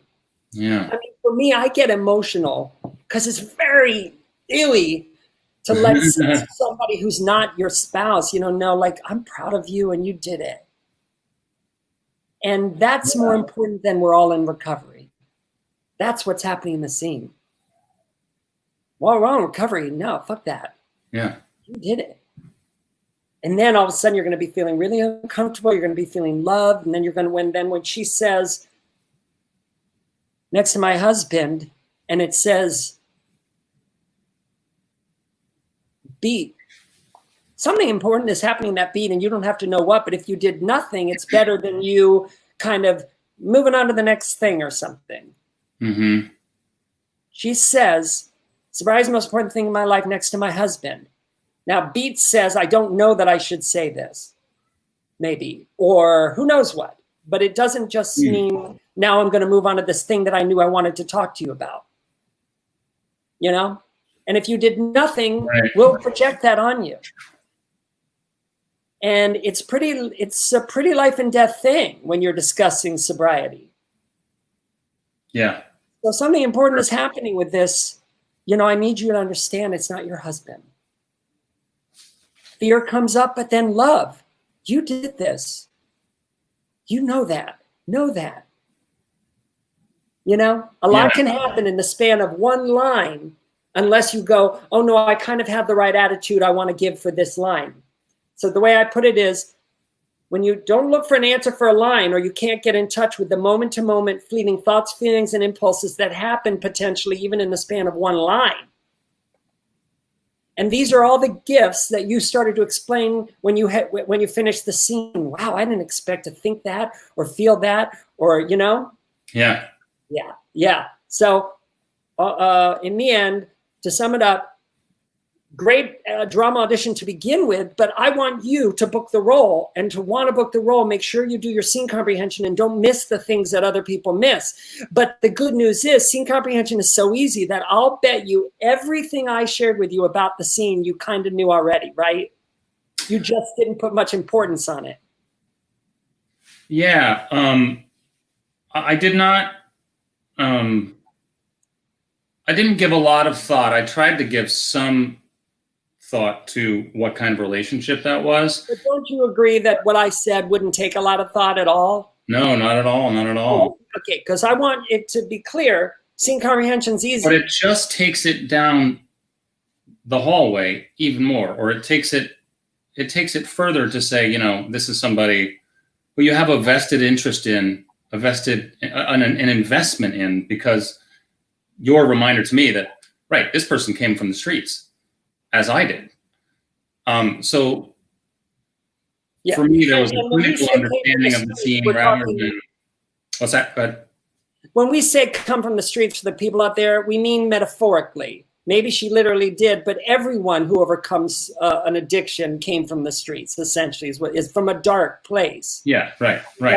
Thank you. So just to reiterate, everything I said to you, I bet you later, if you'll be like, yeah, I knew that, or I would have known it if I just taken a moment to remind myself it. And that's why I remind actors in the waiting room while all the other actors are going over their pre-planned line readings, actions, beats, and objectives. We want to say there, but for the grace of God, go I. They're just in a last-ditch effort to control the scene, and I know that I mustn't. And instead, I'm going to do my scene comprehension, where I look at the script and say, this is really happening to me. So what's happening? And then it's so easy to see the things we discuss, and then you put them in your belly and you walk in the room and do an improv about being in those circumstances. Yeah. Fabulous. Great job. That was a beautiful audition. Hey, Shaq, what's that from, by the way? What movie is that from? No idea. I've had it for a while and I don't remember where I got it. Yeah.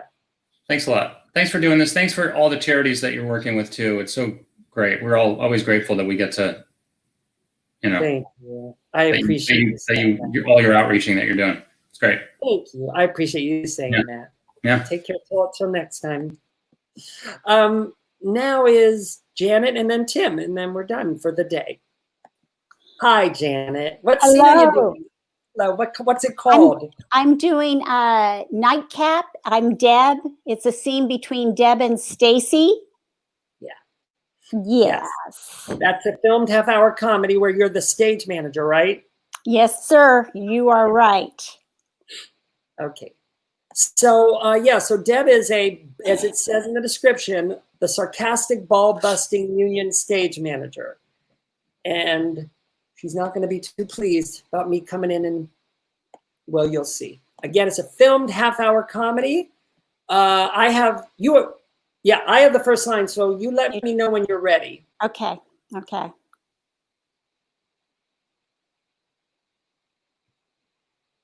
Okay. Okay, places, everyone. Hey, whoa, whoa, what are you doing? Well, I was calling places. That's not your job. That's my domain.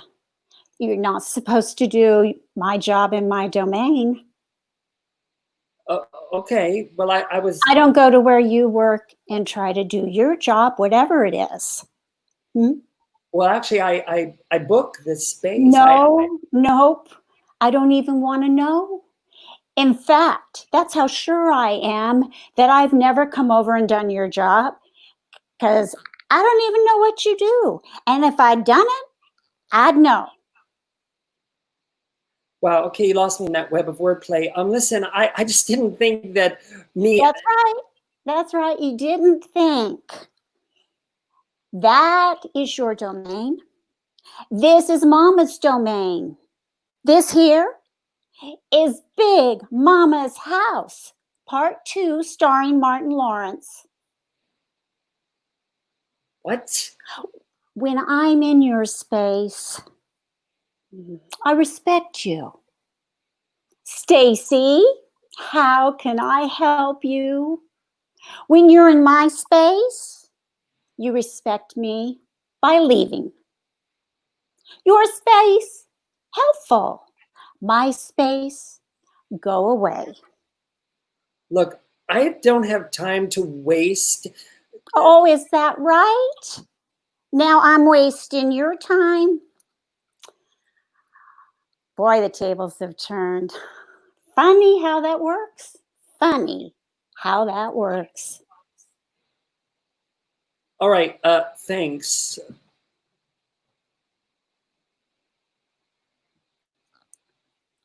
Okay, we'll stop there. Good. I jumped some lines.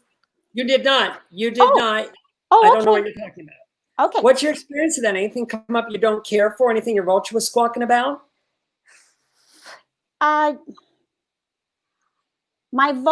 vultures really buys into you got to do it right. So I was having that go on.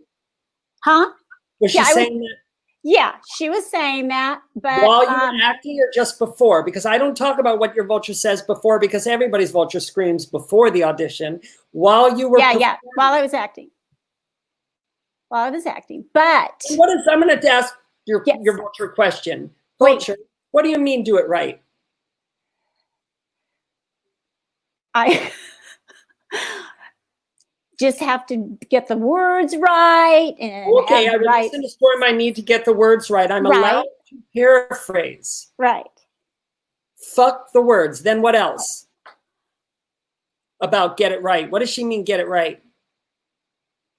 It's some ridiculous lie about perfection.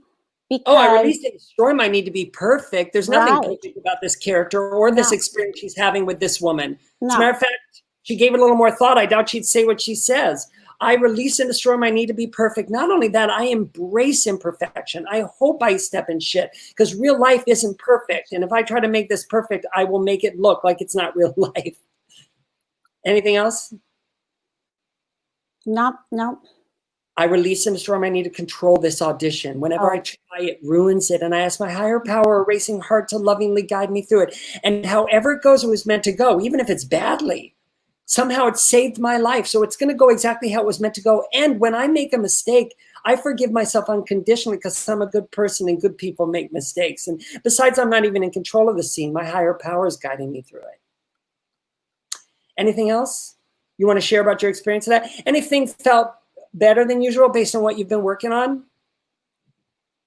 Yes, I was having more fun with the lines. I mean, with her words, with her kind of tough ass You know, Fun like, is something we can't do when we've got anxiety, but we can have fun when we're uncomfortable, and you'll always be uncomfortable when you act. So I think what you're saying is, I was able to do what I hope to do always when I'm acting, which is enjoy it, the exciting uncomfortableness. And Right. that's because your vulture wasn't saying something that she used to get away with saying. Can you guess what it might be that she didn't get away with saying today because of the work you're putting in? I think I know, but You don't have to share it. yeah, Okay, it's, so it's yeah, back it doesn't there. matter. It's It historic. doesn't matter because I'm just pointing out to you Yeah. that that all the great work you're doing. Thank Because your job, you know, the goal when you come here is to do your second or third read the first time. And boy, did you. That just blew my socks off. I just can't believe this is, I mean, how many times have we worked together? Like, not many. How many times, like, since I started the 4, online? Yeah. 3, 4. Yeah, This 4. is the woman. Honey, you should be so proud of yourself. Thank you. You've dropped so many old anxieties because of the work you've done. And in particular, I think today you committed to reminding yourself the thing we've been working on. Yeah. Because let me tell you, this is a role you can't book if you have anxiety. Because she doesn't have anxiety. Now, mind you, you can have a little bit, like you could have a vulture going, get it right, which doesn't even mean anything, because I can't read your thoughts. But the vulture's get it right bullshit today didn't really have much effect on you, because the more you're doing the affirmations and the work we've been talking about, the weaker your vulture gets. So that by the time you get to the audition, your vulture's like this big and she goes, get it right, as opposed to get it right. Yeah. Well, she used to. Yeah. This was such a joy, and I've never seen this scene played like this because, you know, each one of us are a vessel for the scene, and you let the scene funnel through your vessel. And it's not about booking this job. It's about showing them, here's who I am in these circumstances. And I see what you just did, and I go, I got to find something for this woman, because what an intriguing, as they would say, character you created. But I learned, because I used to have anxiety around the concept of character and a responsibility to be the character. And then one day I said, you know what? I give up. It causes me too much anxiety. I'll just be me in the circumstances. And then the casting director said, oh, what a wonderful, quirky character you created. And I went, okay, I get it. I get it. It's just me in the circumstances, and the character comes through there that way. Here's my only note. Again, I don't really need to see it again, but my note for you is this.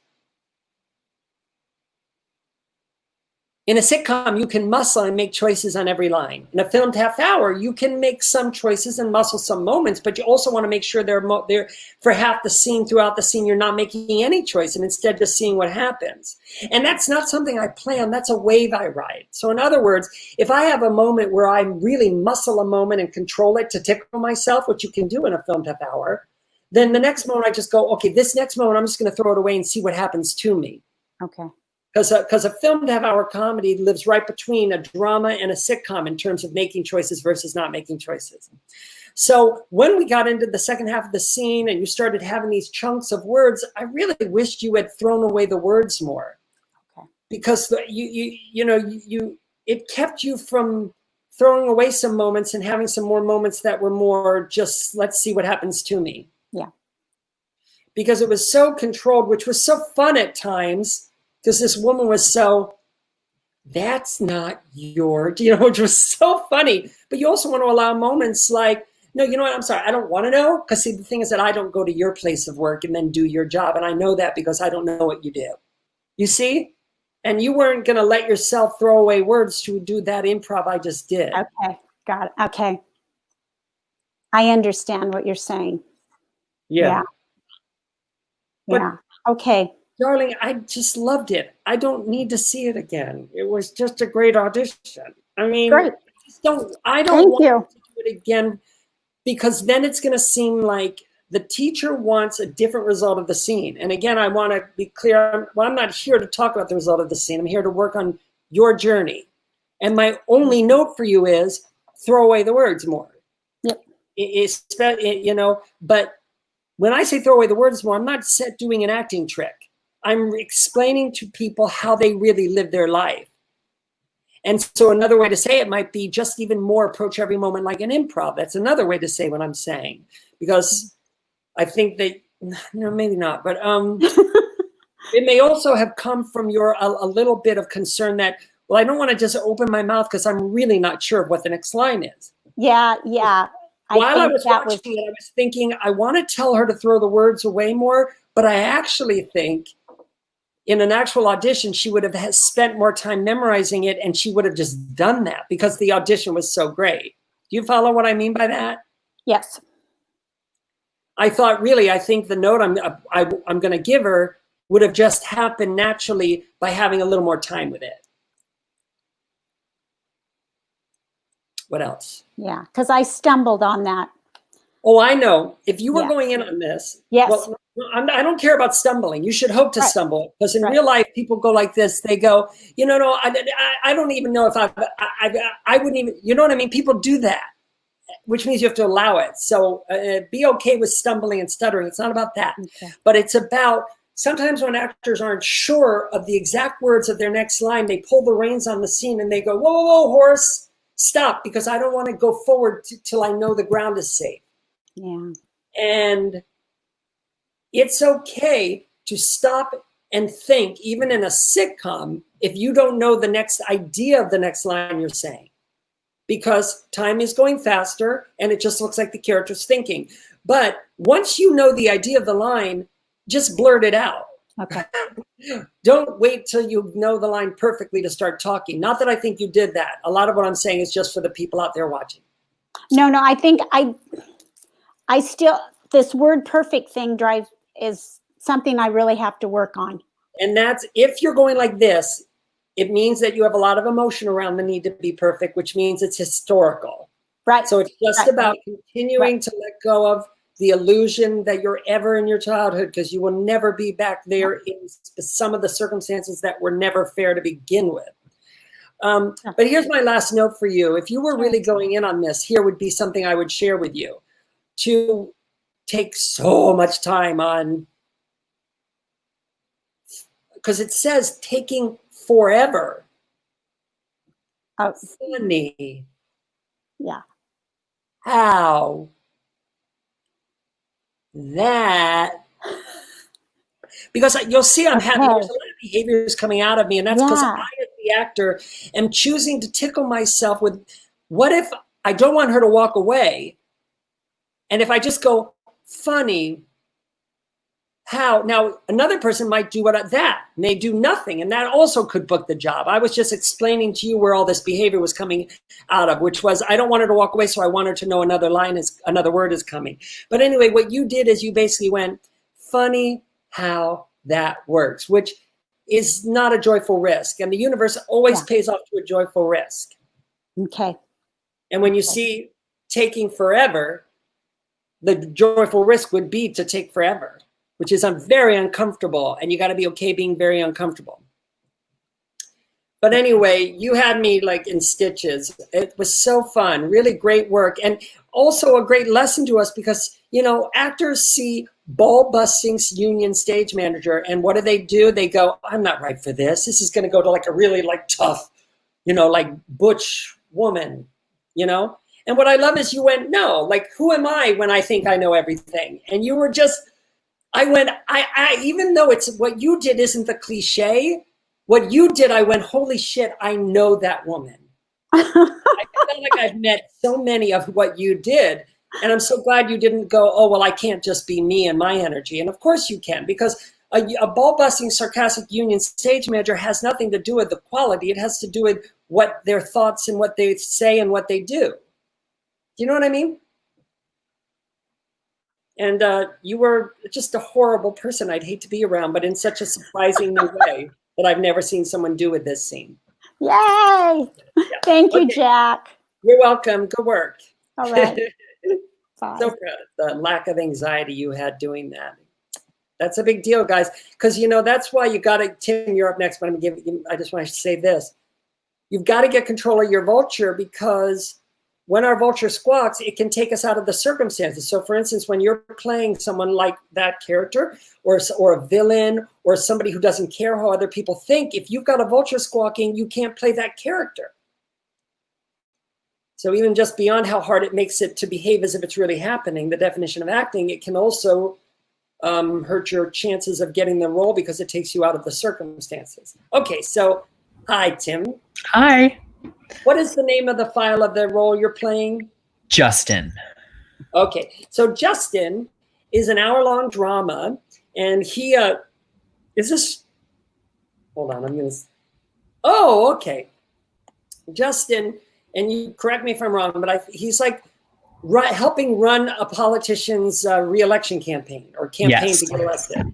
Yeah. And, an hour-long drama, and here's what it says. It says that Justin is the only one left in the conference room at this evening hour, his feet up on the table and his phone crooked to his ear. Then me, his boss, the politician, is going to enter, and that's what's going to happen. So you have the first line, so just begin whenever you're ready. Okay.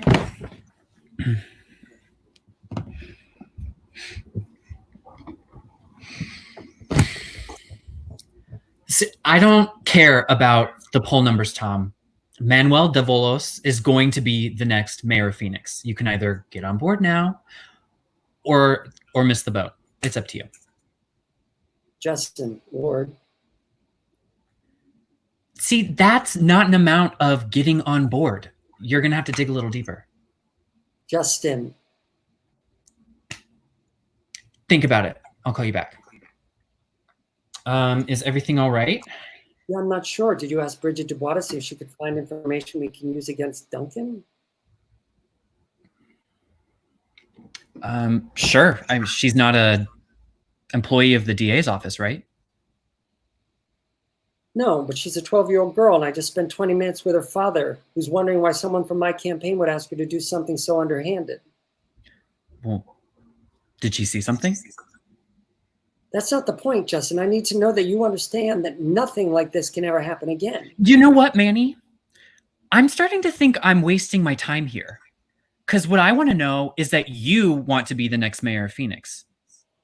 You're mad that I asked the kid for help. Fine. Sorry, it won't happen again. I'm sorry I offended your delicate sensibilities. But those are the latest flash polls. You're now trailing Duncan by 10 points. Very nobly, I'll give you that. But that's still a 2-digit deficit.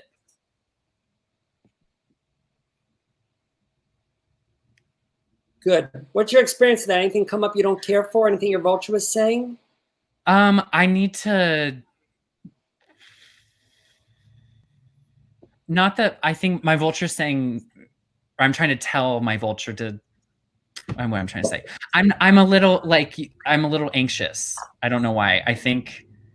Okay, so anxiety is a feeling. Now, feelings aren't facts. Every feeling is caused by a thought. So if you describe that you're feeling a negative thought, a negative feeling like anxiety, what you're saying is, my vulture was squawking, to which I would say, what was he saying?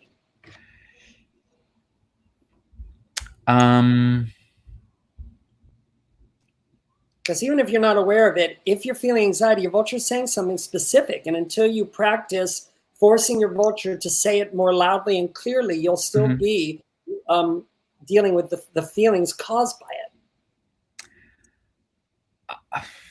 I honestly, I think it's a words thing. And I know if we've all been. What do you think about the words? What do you think your vulture is saying about the words? Now, sometimes for people who are new to the vulture, sometimes it helps if they just talk about what they felt, because that can help me to figure out what their vulture was saying. Because the feeling is caused by the thought. Yeah. So I think I just felt, because I was trying to find delicate balance of letting the words come to me, but also remembering what I was saying, so the scene didn't derail. Remembering and letting the words come to you is the same thing. So you don't have to find a balance between it. Okay. Your vulture might convince you, no, remembering is getting the words out in a timely fashion. Yeah, and then that's definitely. Wow, I want to do that, but tell yourself, yeah, I want the words to come out, but I don't need them to. That's why my affirmations work.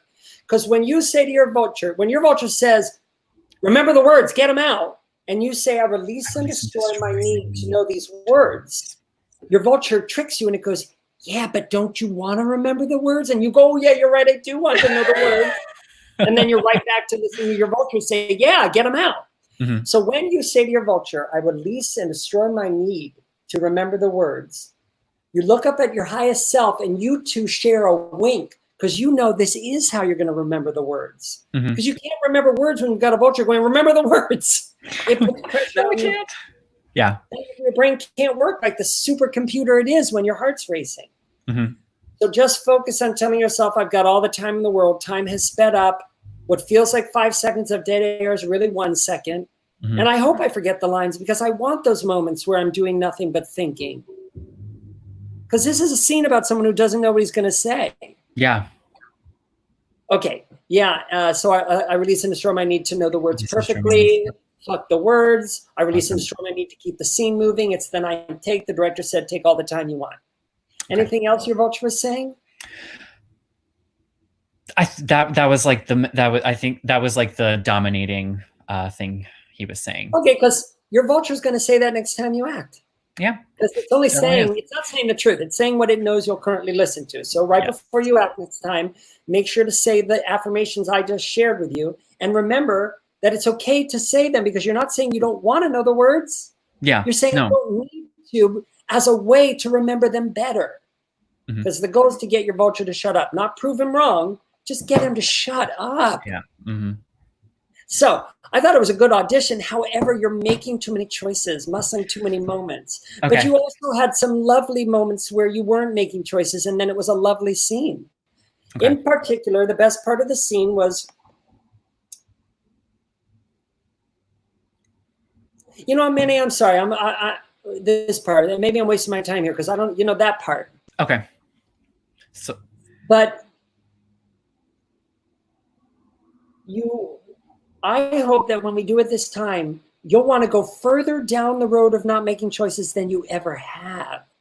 Okay. And further down the road of throwing away the words than you ever had. Because I don't mind that you're aware that the opening scene is an improv about being frustrated that you're not getting what you want. But you put that in your head, which made you feel a responsibility to show us what that would look like in the finished product. Okay. But if you had just thrown away the words and done nothing and just said, I don't care what the polls say, Tom, you're going to give me this, you're not. But look, don't I also become a much more powerful person? Mm-hmm. Then I don't care what the polls say, Tom, Mm-hmm. Not that that's what you were doing, but that's I'm just kind of showing you were muscling in and making choices and feeling a responsibility to color the words instead of throw them away. And the reason why we do that is because, again, we want to make the audience comfortable and also ourselves comfortable by proving we can keep the scene moving. Mm-hmm. And then how am I going to feel watching this scene? Comfortable. I don't want to feel, the audience wants to feel wildly uncomfortable, like they're spying on something they're not invited to. Mm-hmm. And the only way we'll feel that, because acting runs on empathy, is if the actor is feeling really uncomfortable.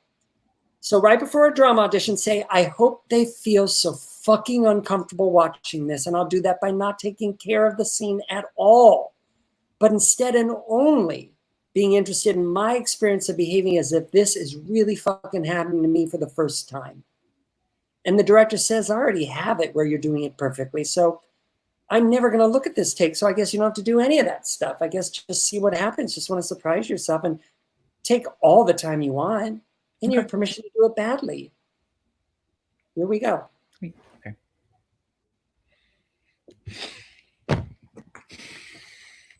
Yeah, I don't care about the poll numbers, Tom. Manuel Davolos is going to be the next Mayor of Phoenix, so you're either on the ship or you're not. Justin, a word. See, that's not really an amount that I would call getting on board. You're going to have to dig a little deeper. Justin. All right, think about it. I'll give you a call back. Is everything all right? I'm not sure. Did you ask Bridget Dubois to see if she could find us information against Duncan? Sure. She's not an employee of the DA's office, right? No, but she's a 12-year-old girl, and I just spent an hour talking to her father about why someone from my campaign would ask her to do something so underhanded. Did she see something? Justin, that's not the point. I have to know that you are never going to ever do something like this again. You know what, Manny? I'm starting to think that I'm wasting my time here. Because I want to know if if you want to be the next Mayor of Phoenix. Look, you're mad that I asked the kid for help. Fine. Sorry, I won't do it again. Sorry I offended you. But these are the latest choices. Keep going. Don't make any choices and throw the words away and hope we feel fucking uncomfortable. Continue from where you are. Do not go backwards. But those are the flash poll numbers, and you're trailing Develos by 10 points. Very nobly, I might add, but that's still a 2-digit deficit. Look, if the little girl can give us something to help us, and you're saying that's not the point, I'm beginning to think that maybe I'm more attached to this than you are. Because this is a sinking ship, pal, and I'm getting tired of treading water for you.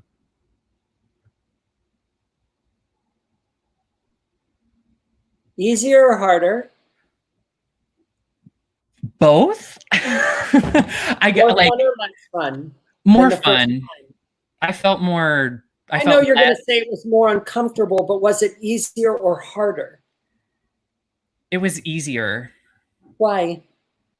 I don't want to put words in your mouth. You can say it wasn't easier, Jack. It was harder.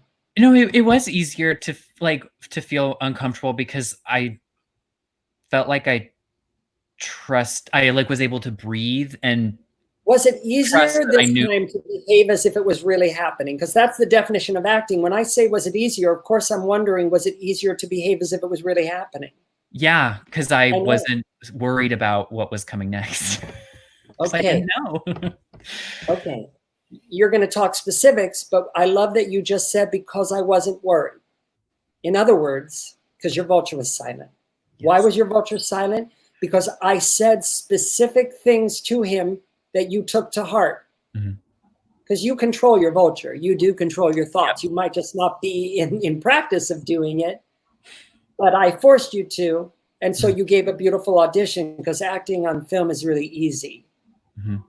That was powerful and wonderful until you started to think, oh, here's that big part where I'm supposed to make something happen. And then I'm just kidding, but not good. I know. Yeah. It's not good when you start. If you make choices in a drama audition, they'll never even bring you back to that casting office, because they know the director does not want that. You can't make choices in a drama on film. Okay. Yeah, on film. And every time I stopped you, I said, no, don't make choices. It was just fucking great and powerful and a great way to do the scene. So don't listen, people out there. All your vulture wants at a drama audition is for you to make choices. And it will come up with many reasons why you should. And this time it used the reason, probably something around the concept of, oh, here's the big moment where my character has some emotional thing happen. And you've got to tell it, oh, but yeah, I'm aware that there's a new improv happening, and the new improv is around the concept of turns the table, right? No, around the concept of cuts him off. But even when the circumstances become more interesting, you still have to not make choices, because more importantly, you're going to allow them to happen to you. Throw away the words, because more importantly, it's the character's thoughts and feelings, and hope the audience feels fucking uncomfortable watching it. Now, one last thing is that you tend to be too willing to break character, because I think you're not aware that going back to fix a word is breaking character. Because in real life, we never go backwards. I don't mean to poke fun. No, I know what you mean. We never go backwards in real life. When we pick up a word, we keep going forward.